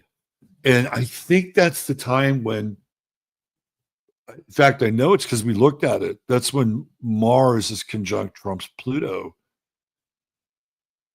So the nodes square off against Jupiter and Gemini. That's a critical phase. The second week of May in 2025 is a critical phase. Because what you're seeing is going to be very hard to believe. Like, what is believable during that time? Because Jupiter and Gemini creates like a series of mirrors and illusions, right? Gemini is fractal, and you have Jupiter, which is huge. So there's all these like fractals and all these possibilities and all these mirrors. And then you have the South Node, poor South Node in Virgo, which is grasping, holding on for some semblance of reality, right? And then you have the true node in Pisces, which is everything is fine, everything is divine, God ordained it, it's God's will. You're gonna get those people, by the way. Like, you're gonna get an adult dose of like religiosity and religious projection with this true node in Pisces. The atheists are going to have a very hard time in 2025. That South Node in Virgo. The non-believers are going to have a hard time. And there are people who are going to be looking, they're going to be looking for God, right? They are going to be looking for God. Why? Because the environment is going to be unstable. We are just now entering a 5-year cycle with this baptism of fire, right? And if you look at the the graphic for tonight's show, it is a dragon breathing down upon Los Angeles. It is the final breath of the year of the dragon. Like that 0 degree Aries node. It is a baptism by fire, which begins 2025 and the 5-year cycle that takes us to the magic year of 2030. And where have you heard 2030? Agenda 2030. Now we are in an accelerated period to get to Agenda 2030 or the year 20. Why 2030? Because Saturn moves into Taurus in 2030. And with the exception of Jupiter and Virgo for a brief time, 1 year between now and 2030, there is no Earth in the outer planets. Like this year, we will see the emergence of Uranus and Gemini for the first time. It goes retrograde. It comes back again in 2026. And once it's gone, there's no more Earth. Like we are out in space. We are not attached to terra firma. It is all fire and air from that point forward. Remember that. Fire and air. There's no water there. Neptune goes into Aries. Saturn goes into Aries. Uranus goes into Gemini. Pluto goes into Aquarius. When you put fire and air together, what do you get? You get combustibility. You get Santa Ana winds. You get arsonists. You get the rumors and whispers of dew weapons, right? You get sort of this emerging prospect of methane leaks coming up out of the earth and being spontaneously combustible. Oh, are you starting to get the picture now? If you go back and you look at like the turn of the century, 1900s, you have the Great Fire in San Francisco in 1906. 1896, I believe, is when they had the Chicago fire. You have all these fires, right? And I know many of you have, pulled back the curtain on the last reset, where you have these buildings that are inexplicably like built in places where they shouldn't be, and the amount of like craft and detail that have gone into these buildings might far exceed the ability of the craftspeople to create those buildings during the time that you know what I'm talking about, right? World's fairs, Antiquitech, great resets. Like we are in the midst of a great reset. What did Klaus Schwab say? This is the great reset. And how did they get rid of those structures? Fire, right?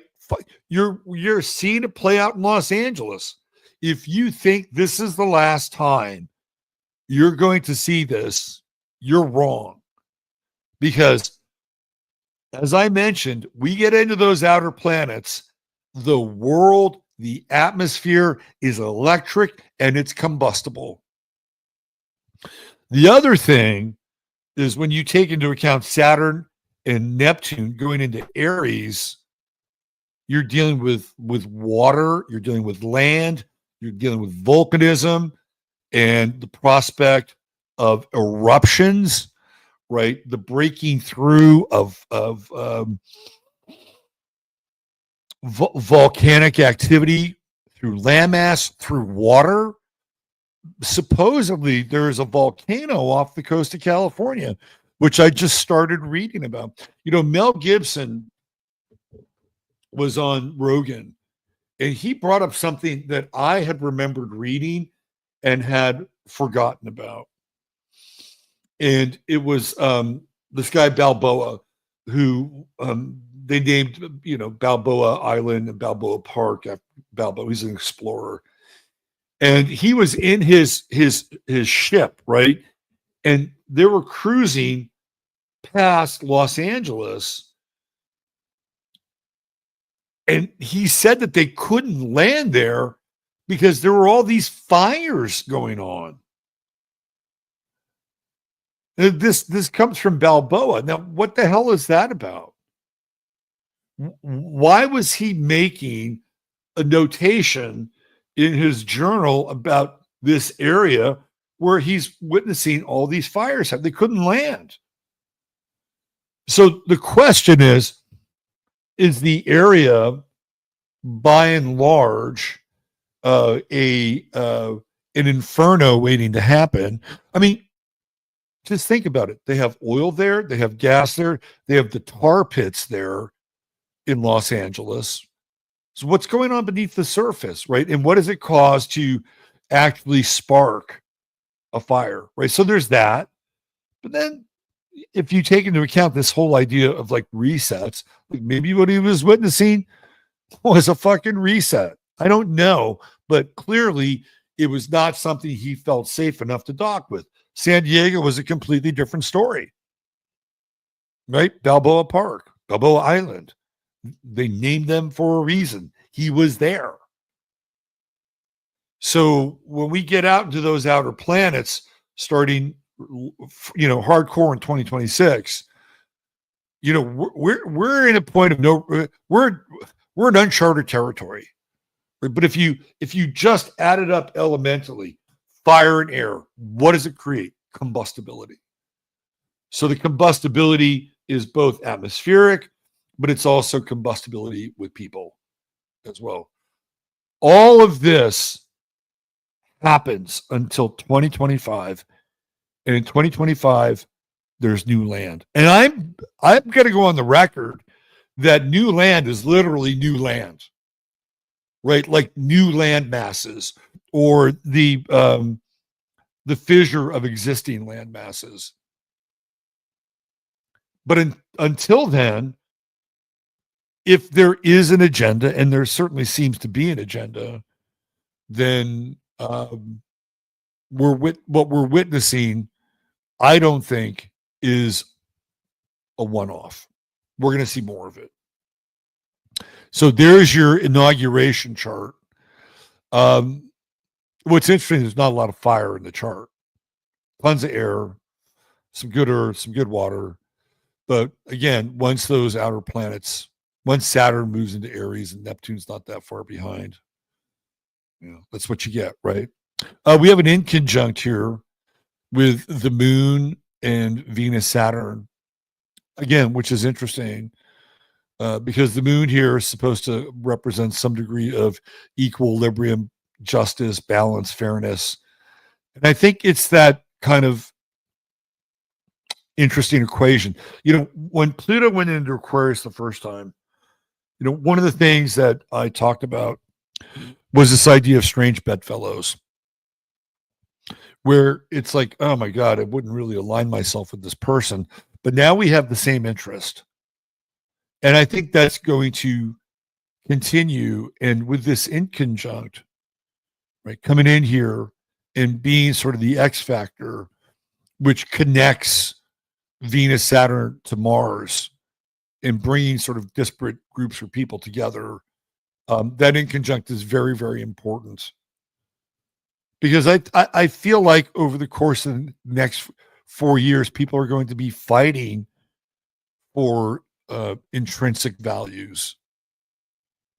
And it's going to be fascinating to see how Trump navigates the technosphere, right?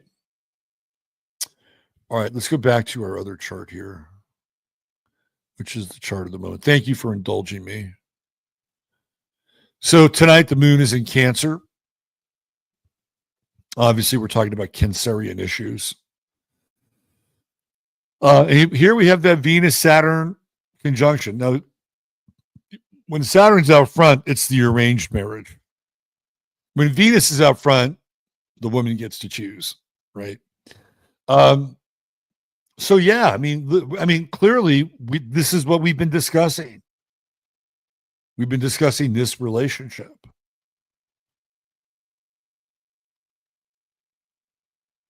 There you go. So I kind of moved ahead in time, didn't I? So I think you got the drift. I think you got the gist. Mars, Cancer, where it's going, what we need to do. It's not a time for action. It is not a time for action. One of the things with Saturn, this is what some astrologers have been talking about, and I think this is a valid breakdown of the water situation in Los Angeles. Right? Saturn limits water. That's what it does. It limits water. Saturn limits anything, and in Pisces, it's water. Right? They had the Pacific Ocean right next to it, and the state of California said, "No, we're not going to drop seawater on the situation because, well, we want to drop these extremely toxic flame retardant chemicals. They're better for the environment." No, seriously, they thought seawater would not be good for the environment. But somehow that red chemical shit that they dump would be better for the environment. And Jupiter is like, yeah, hey, there's abundance of it. Oh, no, there's not. We're squaring off here. And, this is also like budget cuts, isn't it? Yeah, we'll cut the budget to the fire department. Yeah, we'll redirect the water. Yeah, we'll give the water to the Resnicks. What that Resnick woman, she's from Baltimore. Fucking gangsters in Baltimore. Nancy Pelosi's from Baltimore. Gangsters.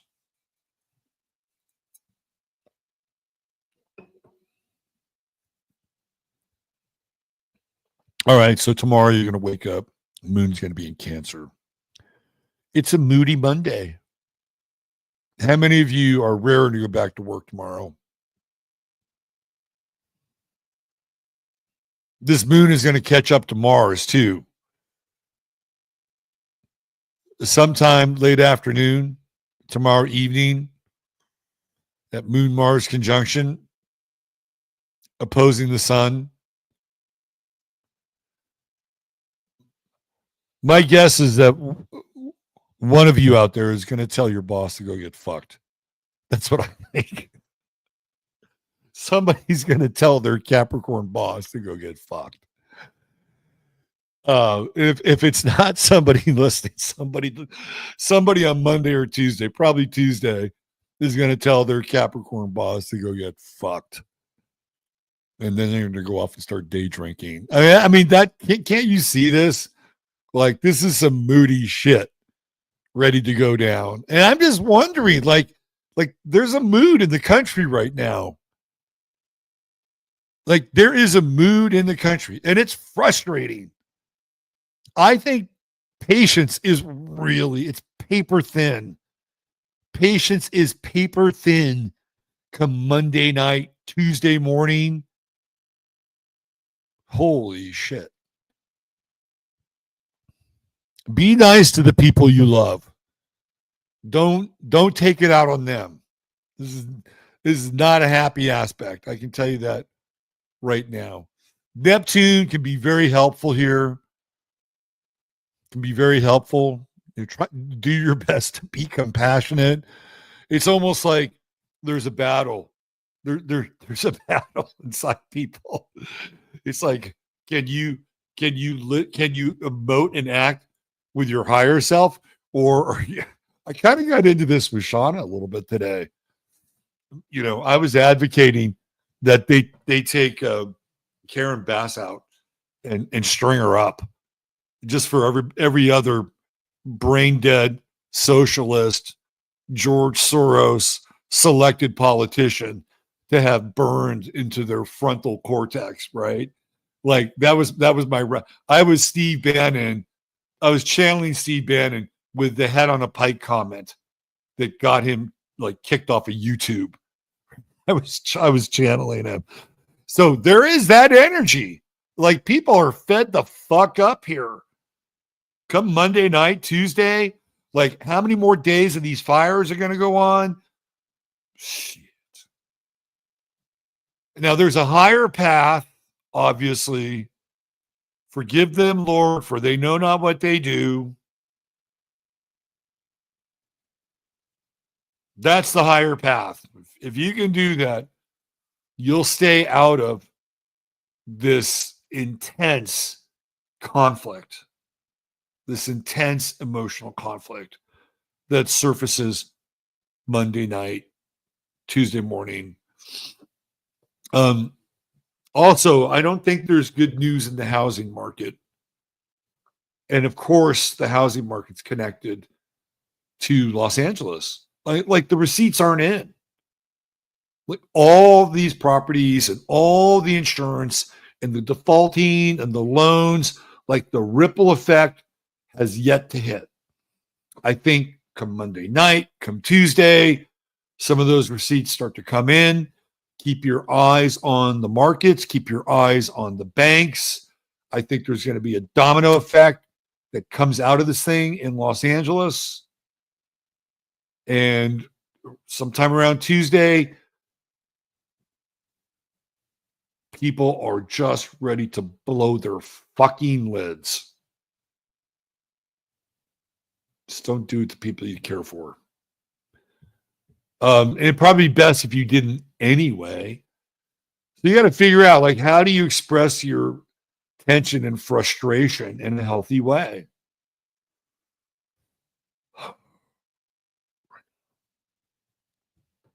Martial arts, boxing bag, create something, bake the fuck out of your anger. I'm gonna do a bunch of Cancerian shit. So throw all my energy into canning. I'm gonna can like a fiend. That'll do it. This is, we're fraught with tension here, folks. Astrologically, this is some shit. As far as the nodes go, let me bring this up. This is from the this is from the webinar I did, and this happened over on Locals yesterday. So come on over and join Locals. You can get part 2. This is my my prescription for the nodes.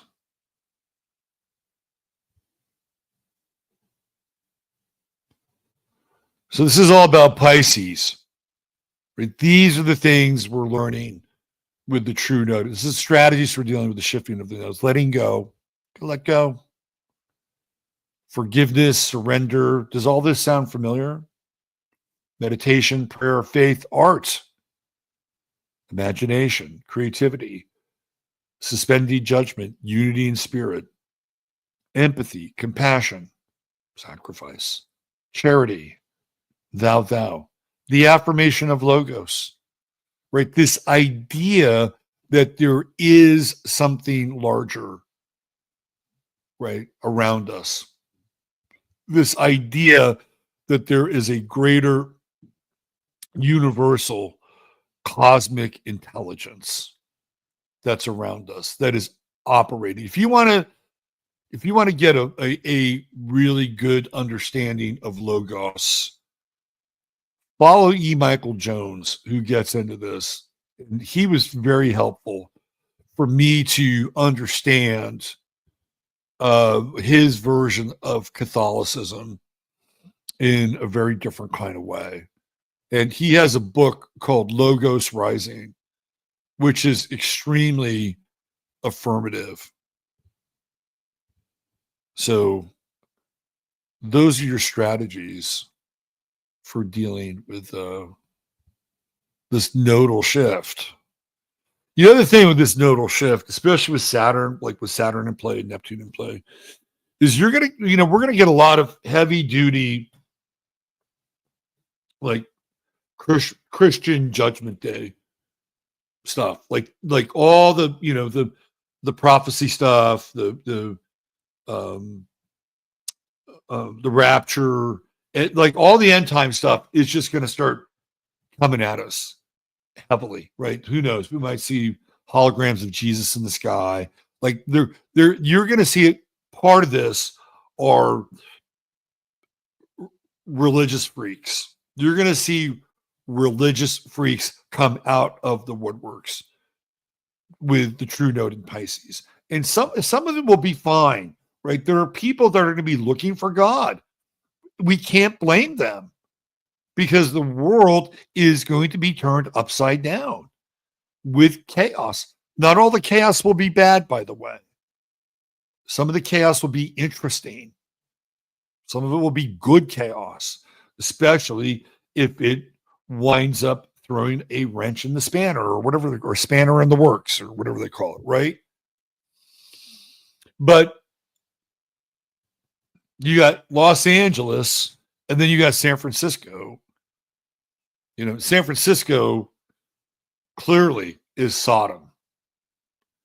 In Los Angeles could be Gomorrah. So now you've got this very biblical Sodom and Gomorrah thing going on. And these Christian prophets are going to come out of the woodworks.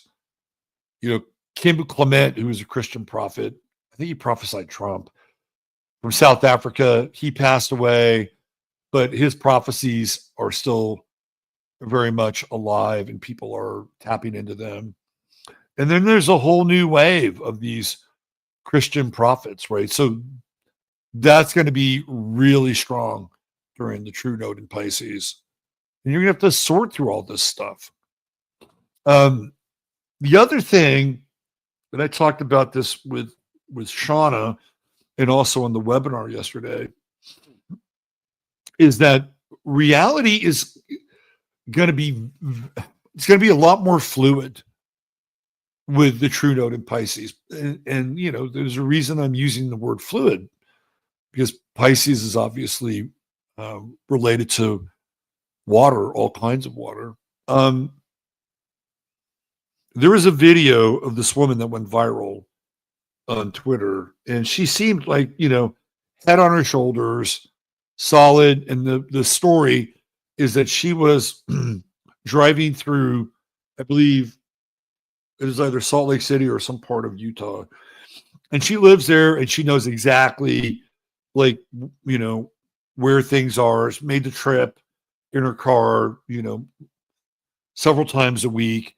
And during this one trip in her car, she was driving and she automatically kind of moved ahead like 30 miles. And she didn't figure out how she got from where she was to where she wound up. And she's asking this question openly. Did I, like, sort of, you know, drive into a portal or something along those lines? I feel like those kinds of scenarios are going to become more frequent with this true node in Pisces, because reality becomes much more fluid and slippery, which I think is kind of interesting, because Pisces in the 12th house rules dreams. And we're looking at 18 months worth of intense, hardcore, like, dream magic. And some of the most profound things I've ever experienced were in my dream life. And I used to have an incredibly vivid dream life, almost like a multidimensional dream life. And I feel like that's going to be on the table for a lot of people. So pay attention to your dreams. I think dreams will be prophetic. I feel like they'll be just laced with meaning, deep, profound. Sometimes Pisces isn't always beautiful, right? Sometimes Pisces is heaven and sometimes it's hell. But you're still going to get sort of that deep profundity with Pisces. And people are going to be living with this for the next 18 months. You know, we get on the other side of it. Now we're true node in Aquarius.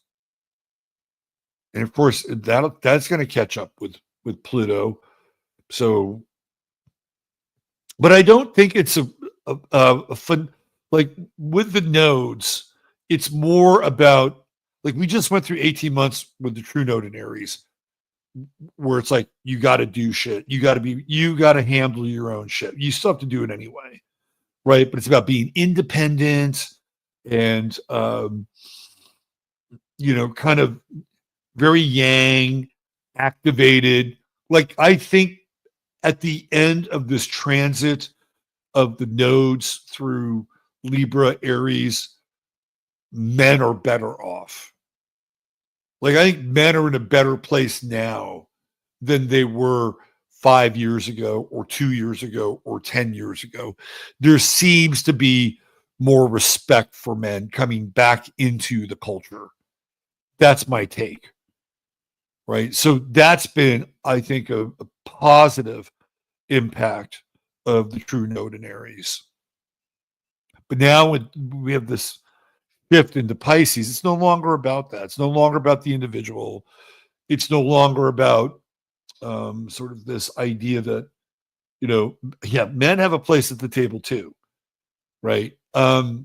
This is going to be very, very different than what we've experienced for the last 18 months.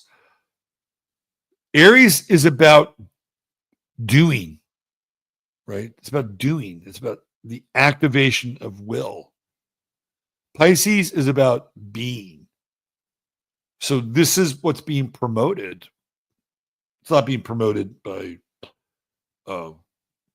Madison Avenue, but it's being promoted through the cosmos, figuring out how to be. Right? There's a beauty to that. And I do think that we just take this out of like any other angularity with the chart. There was a saying that became kind of a maxim for me. And it's a very interesting saying. And it's the expression of essence is the art of non-doing. Think about that for a second. The expression of essence is the art of non-doing. It means that when you are in the state of expressing who you are, it's easy. You don't have to struggle. You don't have to demand that your point of view be seen or heard. It is a natural emanation of who you are. And taking that into account with the true node in Pisces, this is what we're beginning to approach, is the expression of essence. We all have it, right? And here's the other thing. This will give you something to think about with the true node in Pisces. We have been really cornered into these binary choices over the last 8 years, right? Conservative, progressive, black, white, straight, LGBTQ plus.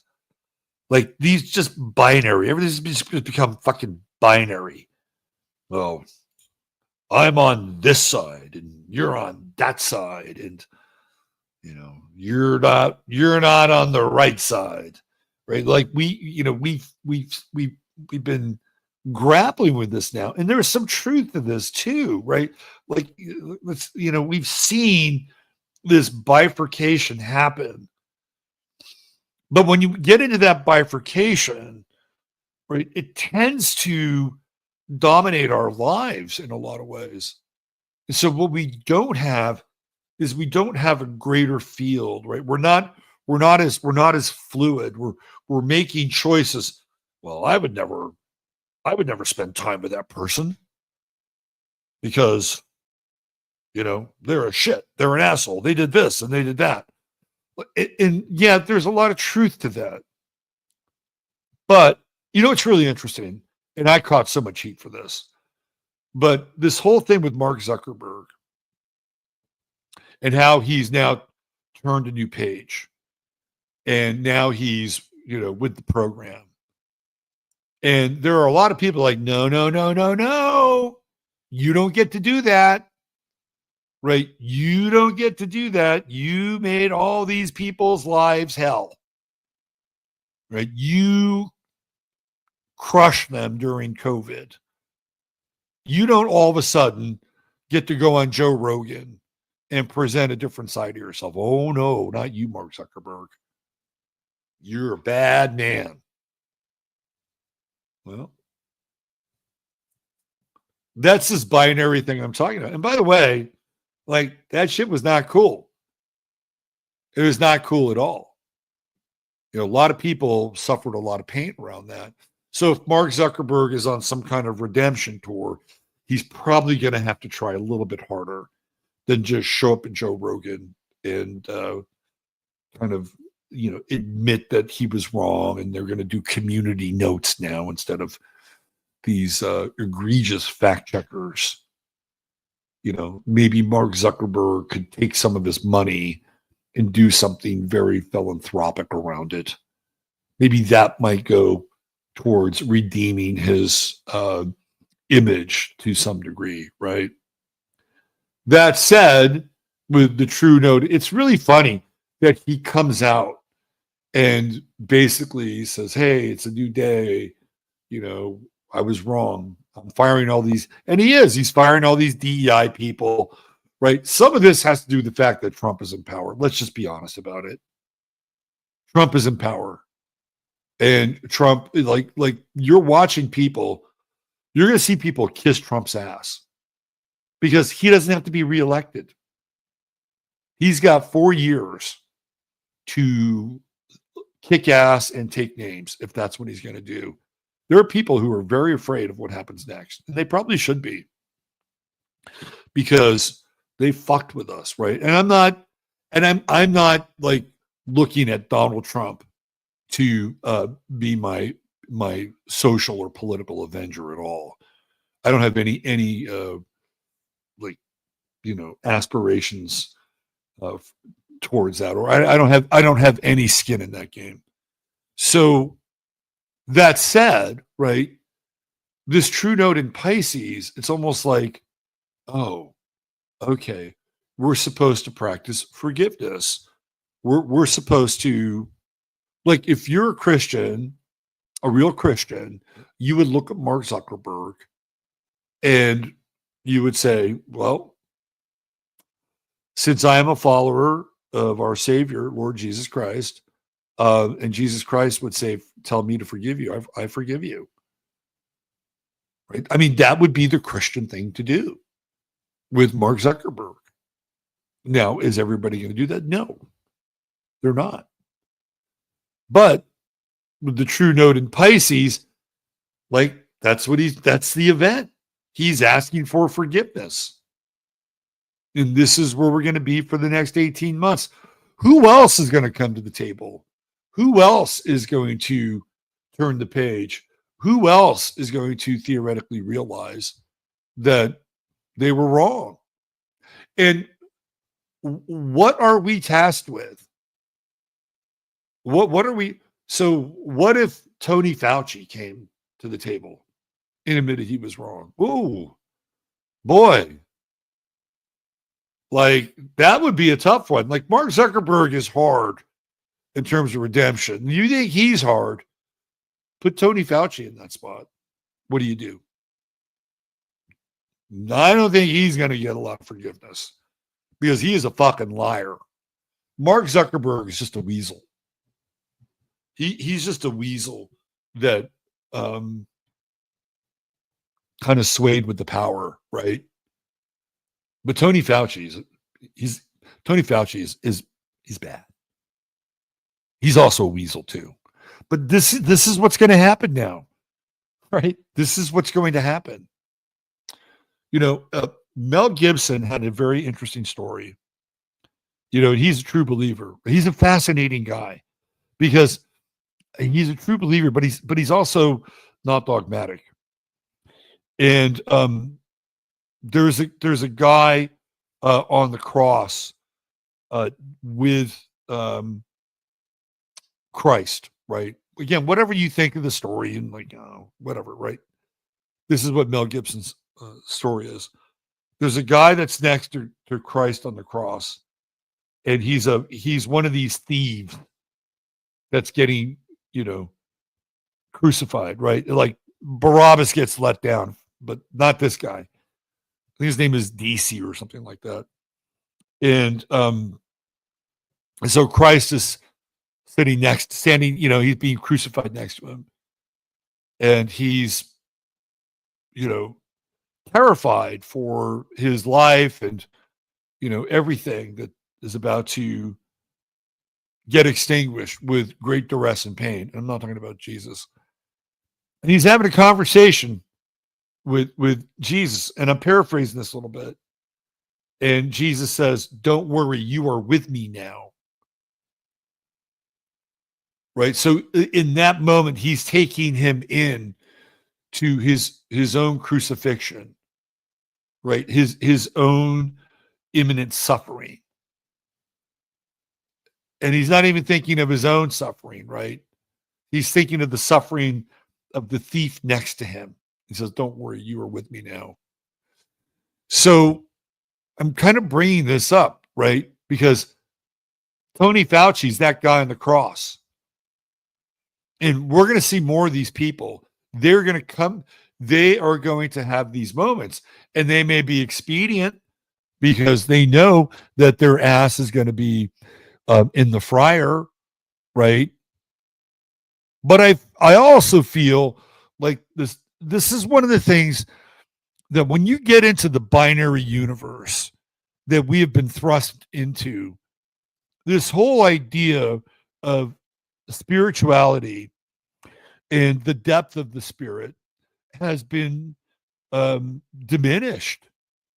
It has been drowned out in this binary shouting match that we have created in our society. And with the true node in Pisces, this idea of the spirit demands our attention.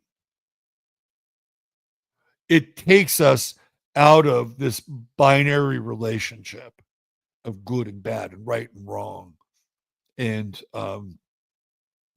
truth and lies, right? It takes us into a different dimension. And so the potentiality for acting, interacting, relating is very, very different. And this idea of forgiveness and redemption is going to come up. And Mark Zuckerberg is just the first person to kind of step into the public eye, because the spiritual energies are going to get very serious. And you could say, well, Mark Zuckerberg is he's just an opportunist, and this is his latest opportunity. I wouldn't have a problem with that. But on the other hand, if the spiritual energies are going to get dialed up with the true node in Pisces, then could it not be that both things can be equally true? And which one is driving which? It's kind of like living in an anaerobic environment. So I feel like we're going to see a lot more of this. Okay. Oh, now we have to forgive you after you've made our lives a living hell, you motherfucker. Right? Somewhere along the way, we're going to have to look in the mirror. We're going to have to look in the mirror, and we're going to have to address this question. Right? We're going to have to, and people have become so cynical and so hard in their lives and in their judgment of others, which, by the way, I understand, because there are some really evil motherfuckers that have made our lives a living hell. And somewhere along the way, right, it's like, well, we're not going to get taken in again. We're not going to get suckered again. Somewhere along the way, we all got burned. And most of us became very cynical. And if we're going to transcend that, because we do have to transcend it.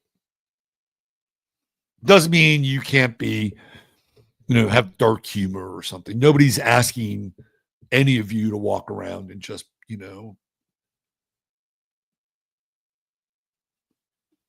feel like it's just rainbows and butterflies, right? Nobody's saying that that's how you're supposed to live.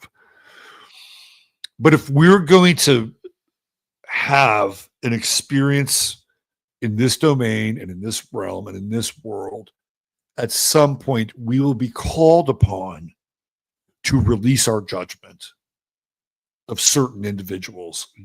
It will happen. And when it does happen, something profound and healing will occur for those individuals and for us, right? Because a lot of us are hurt. A lot of us are hurt and traumatized and scarred, and we're like, fuck you. None of you assholes are ever going to be able to, fool us and fuck us again. And I think that that's a level of awareness that's good. We all need that. It's called discernment, right? But if we're going to get to this next level, and I'm going to say something that will challenge a lot of people, that we are going to have to release our judgment on certain people and certain individuals. Hell, we might have to release it out of everything. And that's going to be really, really hard, because that will be seen as weakness. Like, you're weak. You're a liquor. No, not really. It's not always an easy thing to do, right? Like, if somebody's really fucked you over, like, what is the greatest power? Is the greatest power to strike out at that individual? Maybe, I don't know. It might feel the best in the moment, but is the greater power in the presence of that individual to forgive them? And what happens when that does happen? At some point, we're all going to be faced with this, and we may be faced with it in our personal lives, because this is how Pisces rolls, and we may be faced with it in our collective lives.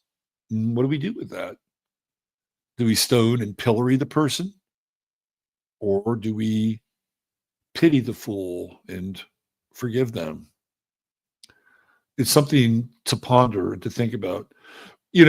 Right now, I'm not in that kind of a mood, to be honest with you, especially with people like Karen Bass and Gavin Newsom. At this point, they're not forgivable. I don't believe they're forgivable. Maybe somewhere down the line where we have to cross that path, but certainly not now. All right, let's look at Los Angeles.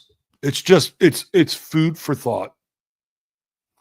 Because if we're going to have a world that is quote unquote spiritual, then we're going to have to address some of these things, right? If we're going to have a world where we are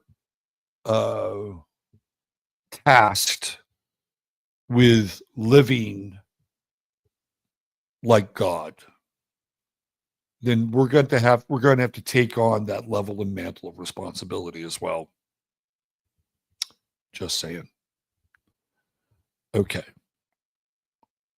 Let's look at Los Angeles. This is the money shot, right? Right here. This is what you've been waiting for. Let me redo this. I got to put the transits in. Let me stop here. Let me go back here. I had this dream one time. It was a very, very powerful dream. I was living in San Diego, and there was, when did those fires start? Thursday? Last week? Let's look at this. I got to get the right transit in here. So I'm living in San Diego, Escondido, and I have this dream one night. And in my dream, there is this tone. And this tone is something that everybody hears around the world. Everybody hears it. And this tone rises the vibration of everyone and everything. Like we all, theoretically ascend, right? And I remember, like in my dream, there was Dick Cheney. Dick Cheney was in my dream, and he's ascended, like all of us. And I remember being kind of ticked off. Like, why does he get to do this? He was a fucking asshole. And that was just the way it was. It was like everybody sort of went to the same place, and it wasn't hell. And I was just like, oh, I didn't think it would work out this way.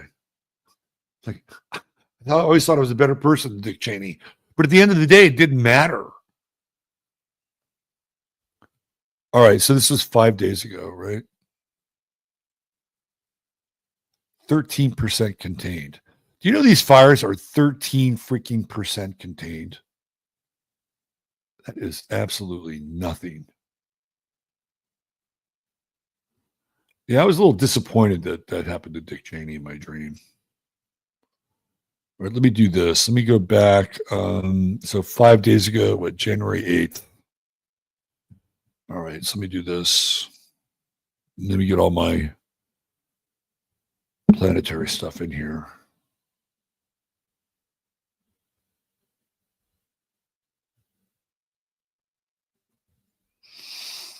Okay, transits. So we're going back to the day of the fire, roughly the day that these fires start. Okay.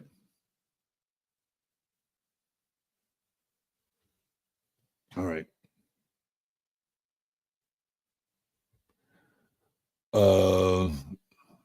Yes. Okay, here we go. So this would be January 8th. I'm pretty sure that's right around the time. Correct me if I'm wrong, though.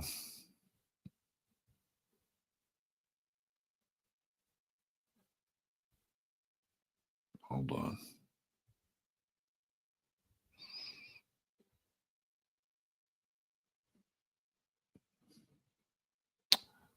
Get in there. There we go.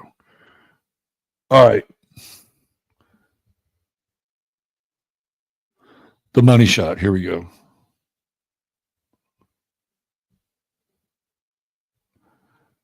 We're going to zoom in.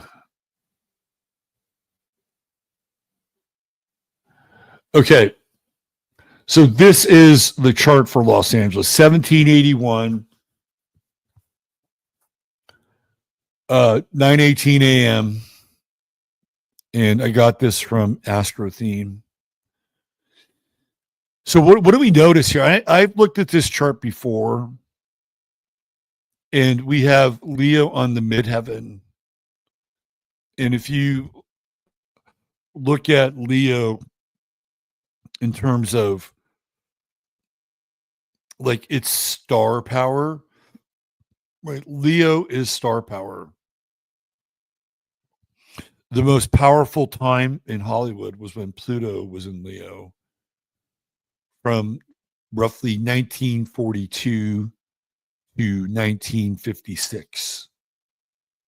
Right, very powerful time. And then you have the people born under that time who then play out the next chapter of Hollywood, and they become the luminaries, right? Leo, stars, the center of attention, right there, top of the chart, midheaven. This is what Los Angeles is known for. Like California, it is a Virgo entity. So both California and Los Angeles share the Virgo assignation. Libra on the ascendant, right? So what if you've ever been to Los Angeles? Like, what do you see in Los Angeles? Like, you see a lot of beautiful people. And with the South Node here, sometimes a lot of that beauty is just fake, right? Fake, beautiful people, but beautiful nonetheless. Very, very. The thing about LA, which is very different than New York, is that in LA, people will smile and they'll be very friendly, and they'll be very sort of chatty, and then they'll plunge a knife in your back. Whereas New York, they will tell you, I am going to fuck you over, right? I am going to make your life a living fucking hell, and you're going to have to stop me. Like that's the difference between New York and LA. And over here, I mean, clearly you can see it. Like, there's Aries over here. It's like, yeah, we'll put the knife in your back over here. But this is really what we want to take a look at. This is, where's the moon? Where's the moon? Where's transiting moon? It's in Taurus. We got to go back. Let me go back one. The moon was in Aries, so I think it's 1 day back. Hold on a second, because the moon is really important to take into account here. So we're going to go back to. Let's go back to the 7th, because the moon was in Aries when all this happened. So give me 1 second. I have to reset this.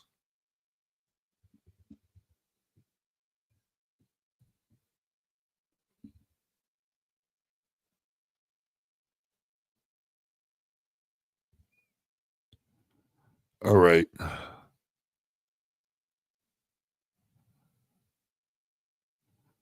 Yeah, I think this is just about right. Let me get rid of this. There we go. Let me bring this up. This is what we want to work with. I apologize. I got to get this thing right.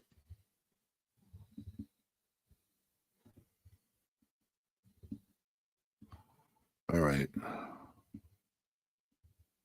All right, so there's our moon in Aries, Chiron conjunction. And where is transiting Mars? Get right at 29. Okay, so this is what you want to look at here.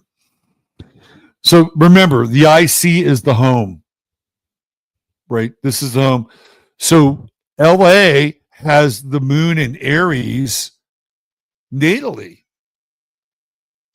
Remember what Balboa was talking about, that he couldn't land the ship there because there are always fires, right? So just kind of look at this. Now, of course, this is when LA was like, stamped and sealed Los Angeles, but this is a combustible chart. Moon in Aries, square Uranus in Cancer, square Neptune, and Venus in Libra. You got a T-square there. So it is combustible. There's the transiting moon at that time. Again, hot, Chiron in Aries, like the hot winds here are blowing, but this is really what you want to pay attention to. Pluto coming into LA's 4th house. LA's got Pluto in Aquarius natally. So Los Angeles is going to go through its Pluto return. So they're going to build back Los Angeles. I guarantee you, it will not be the same. It will not even be remotely the same. But it'll happen because it's supposed to happen with Pluto here. But Mars, right at the top of the chart, opposing Pluto. And we had been talking about this Mars-Pluto opposition for a while. It's like, oh my God, this when Mars goes retrograde, and it's going to be opposing Pluto. Now, it's not quite in Leo. It's at 29 Cancer. It just started its retrograde motion. And what do we get? Right? We get fire, right? Mars is a sign. Mars is a planet that's ruled by fire. We have in the midheaven here with Leo, fire, Pluto, Aquarius, and it is the great leveler. This is what's happening. Like Pluto is going through the fourth house of L. If I had seen this, if I had looked at this chart a week before it happened, I'd say there's probably a 90% chance I would have come up with a fire scenario. I'm just saying, like, there are astrologers who are very good who would have looked at this and more than likely come to the same conclusion. So I'm not singling myself out. If you're paying attention and you understand this, you can do the math around it. And this is what's happening right here, right? This is the decimation. And also when you look at Uranus here with the inconjunct, and by the way, Uranus is in the inconjunct with Pluto, and it's standing up at the top of this chart, right? This is the sky. And there's a weird connection with the sky and like home, the fourth house. Like what comes out of the sky? Well, we know the chemtrails come out of the sky, but what about DEWs? Whatever happened there, I think it's not just one thing. We're talking about an array of fire starters.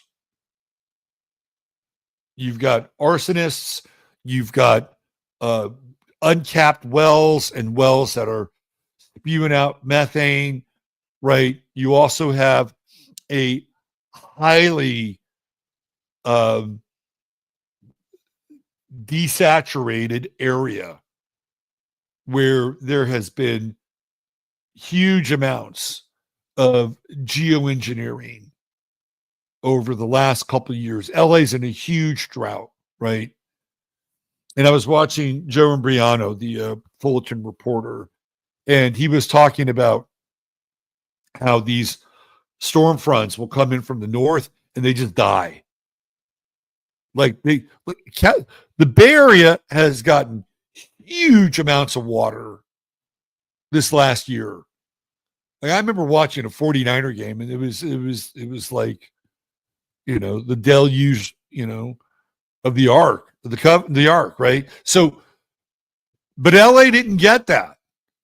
So his theory, and it's something that I completely agree with, is that they're creating this heat dome over Los Angeles and not getting any water.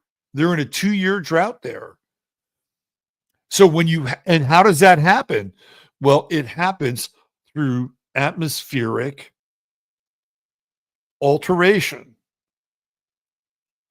And you create these conditions where the entire area is a complete fucking tinderbox.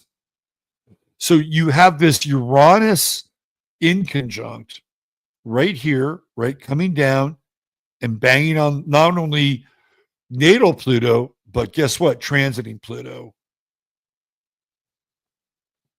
So at some point, something with the sky has to give. Now, I'm going to go on record here, and I'm going to say this is due from an astrological standpoint, because there's Pluto.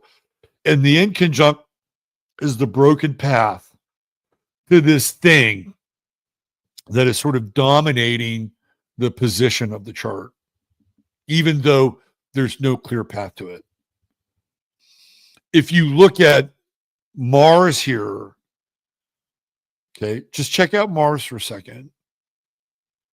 Mars is squaring Venus, but then Venus is connected to Neptune. And Neptune is water. And here in the 12th house of Los Angeles, water has always been a really big fucking deal. Like, look at the movie Chinatown and what that movie is all about, right? It's about water rights, moving water around so that they can, develop and subdivide. Like, water has always been a critical factor in Southern California. And here with Neptune in the 12th house, that's great. That's where Neptune lives, right? But it's completely stressed out with Uranus square and also this opposition with the moon and Aries. It's almost as if the Aries moon is evaporating the available water through this opposition. That's a problem. That is a real problem. You have Sun right here on Mars in what? Capricorn. What is the Sun doing? It is shining a light on the bureaucracy and how things get done. Mars in Capricorn is supposed to be very efficient. Well, guess what? It wasn't. It wasn't efficient. In fact, it looks like a planned fucking demolition. And this is what the Sun here is exposing. By the way, Karen Bass is a Libra. She's somewhere over here in the 12th house hiding out. But if you're looking for the telltale sign, it's right here. It's Pluto. Pluto-Mars opposition. Pluto going into the 4th house of Los Angeles and basically destroying it. Right? Burning through living spaces. Saturn's going through the 5th house with LA.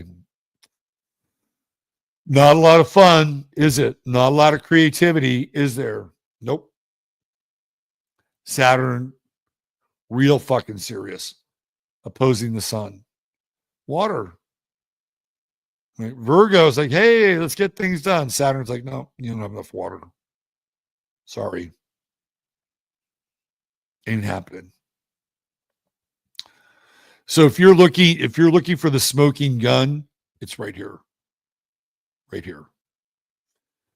Now, I think based on this, I was talking with Shauna. I'm like, you know what? I need to do a comprehensive look at major cities in the United States astrologically.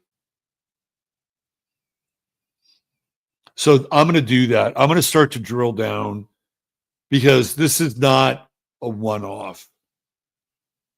Right? This is not a one-off. This is going to be something that is going to affect all of us at some point.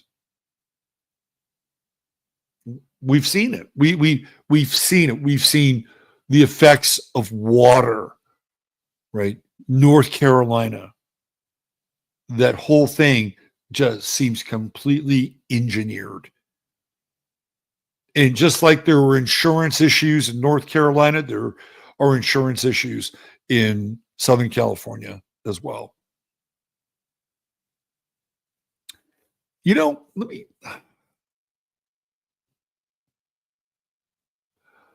I think the hidden hand here in all this is China, by the way. And China is an Aquarius rising country, 2 degrees. So China's ascendant is roughly at the same degree as LA's IC. And China is a Libra country. What degree is China's chart sun at? Let me just look at this. Because I have it.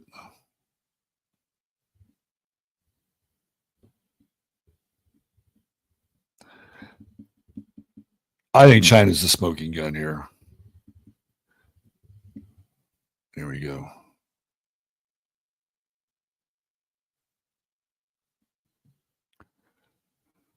Okay, so God damn. God damn, we got a hit. All right, let me do this. Now things get very interesting. I have not done this before. So I'm breaking this new here.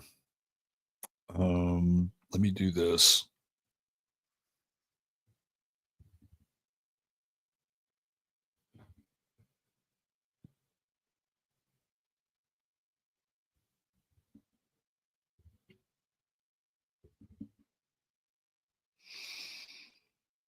Okay. Are we good to go? We're good to go. Okay. So we're looking at the synastry chart.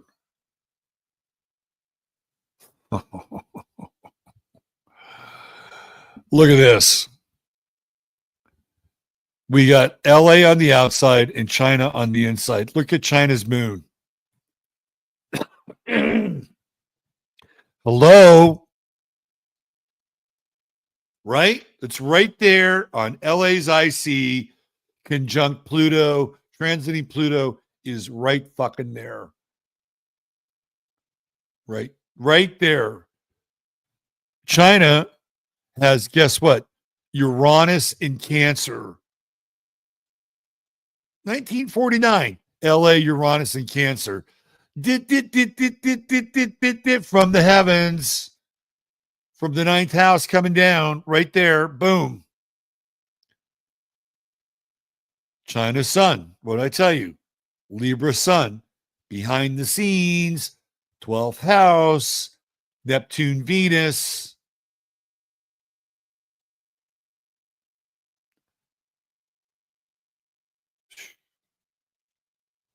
Mars, Pluto, 10th house.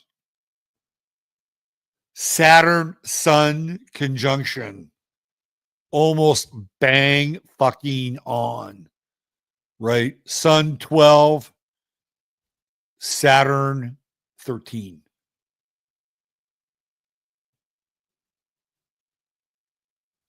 The nodes. Aries, Aries. Black Moon, Lilith. Aries, Aries.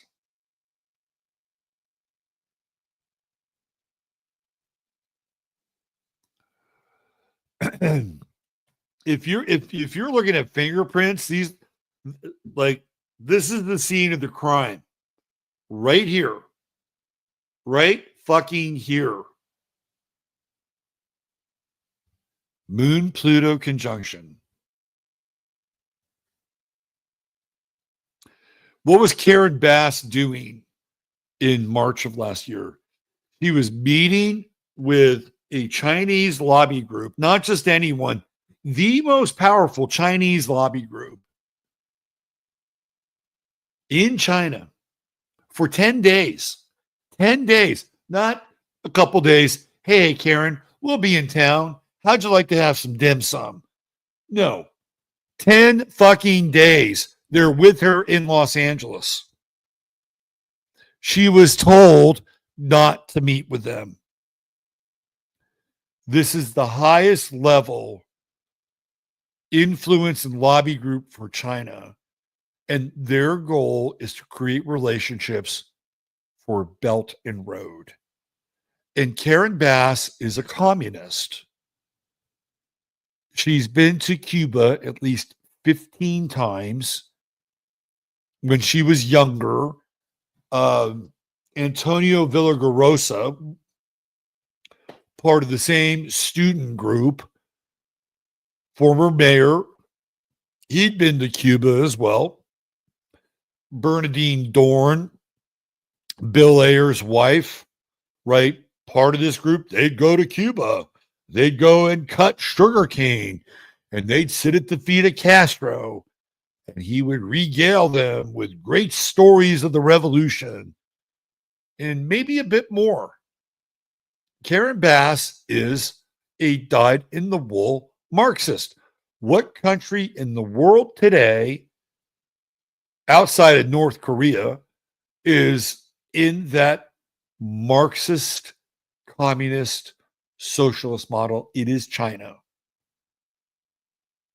And Karen Bass met with the highest influence and lobby group of March last month, which we covered on the show last week.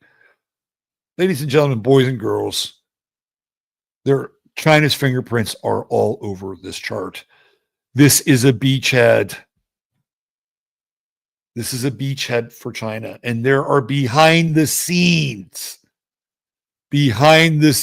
deals and negotiations going on here. Agreements. When is Karen Bass's birthday again? Do you see her? She's showing up now in her little red, white, and blue outfit. October 3rd. October 3rd.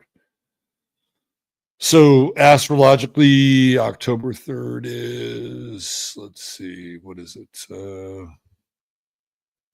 Degree-wise. Hold on. I think it's around, what, 8 degrees Libra? I'll tell you in a second.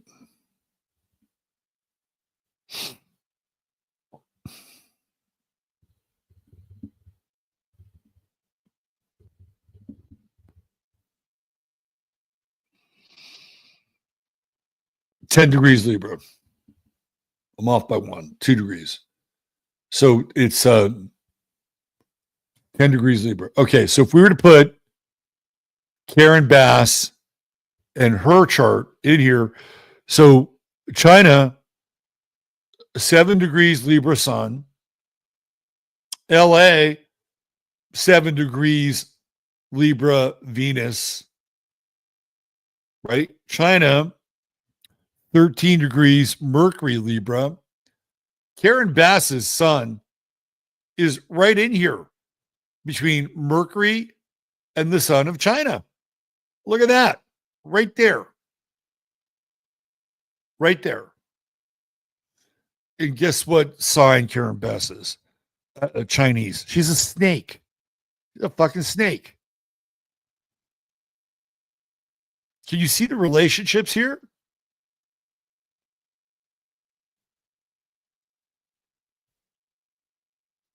I think we know. I think we've found the smoking fucking gun. 12 degrees Virgo, 13 degrees Virgo. Look at that. Look at that. We own you. We own you. Damn.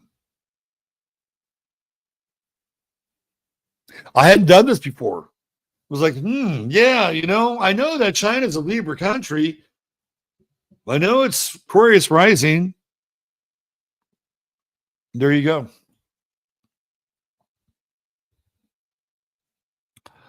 You want to know who's behind what's happening?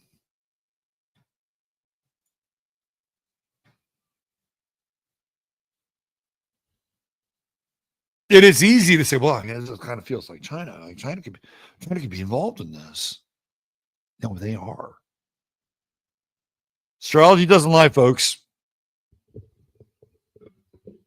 And that little troll of a mayor is right in there. 12th house behind the scenes, hidden, plotting away. All right. I think that's it. We're going to go out on that. We're going to go out on that major epiphany. Hit the like, subscribe. I'd like for you to subscribe if you enjoyed the show. We'll be back next Sunday night. David the Leo fucking King Palmer, Evan Nathaniel Grimm, and our good friend Mario from Symbolic Studies, and we are going to get into it.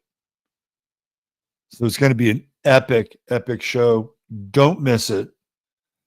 Check out the Astro Weather on Tuesday, Wednesday, Thursday, this channel. 15 minutes of flame. There's always links to get there. It's where I get into some of the high strange geopolitical stuff. Friday forecast. We had Russ last week. And Dr. Shiva coming back on pretty soon. Got some other guests in the offing. I think Frank from Quite Frankly is going to join us on a Friday here in the not so distant future. So hit the like, hit subscribe, buy me a cup of coffee if you like, and we'll see you again. Also, if you're interested in astrological reading, come on our website. I can hook you up with that. And that'll do it. Mods, thank you for being here, keeping the order in the space. Chataria, you're the best.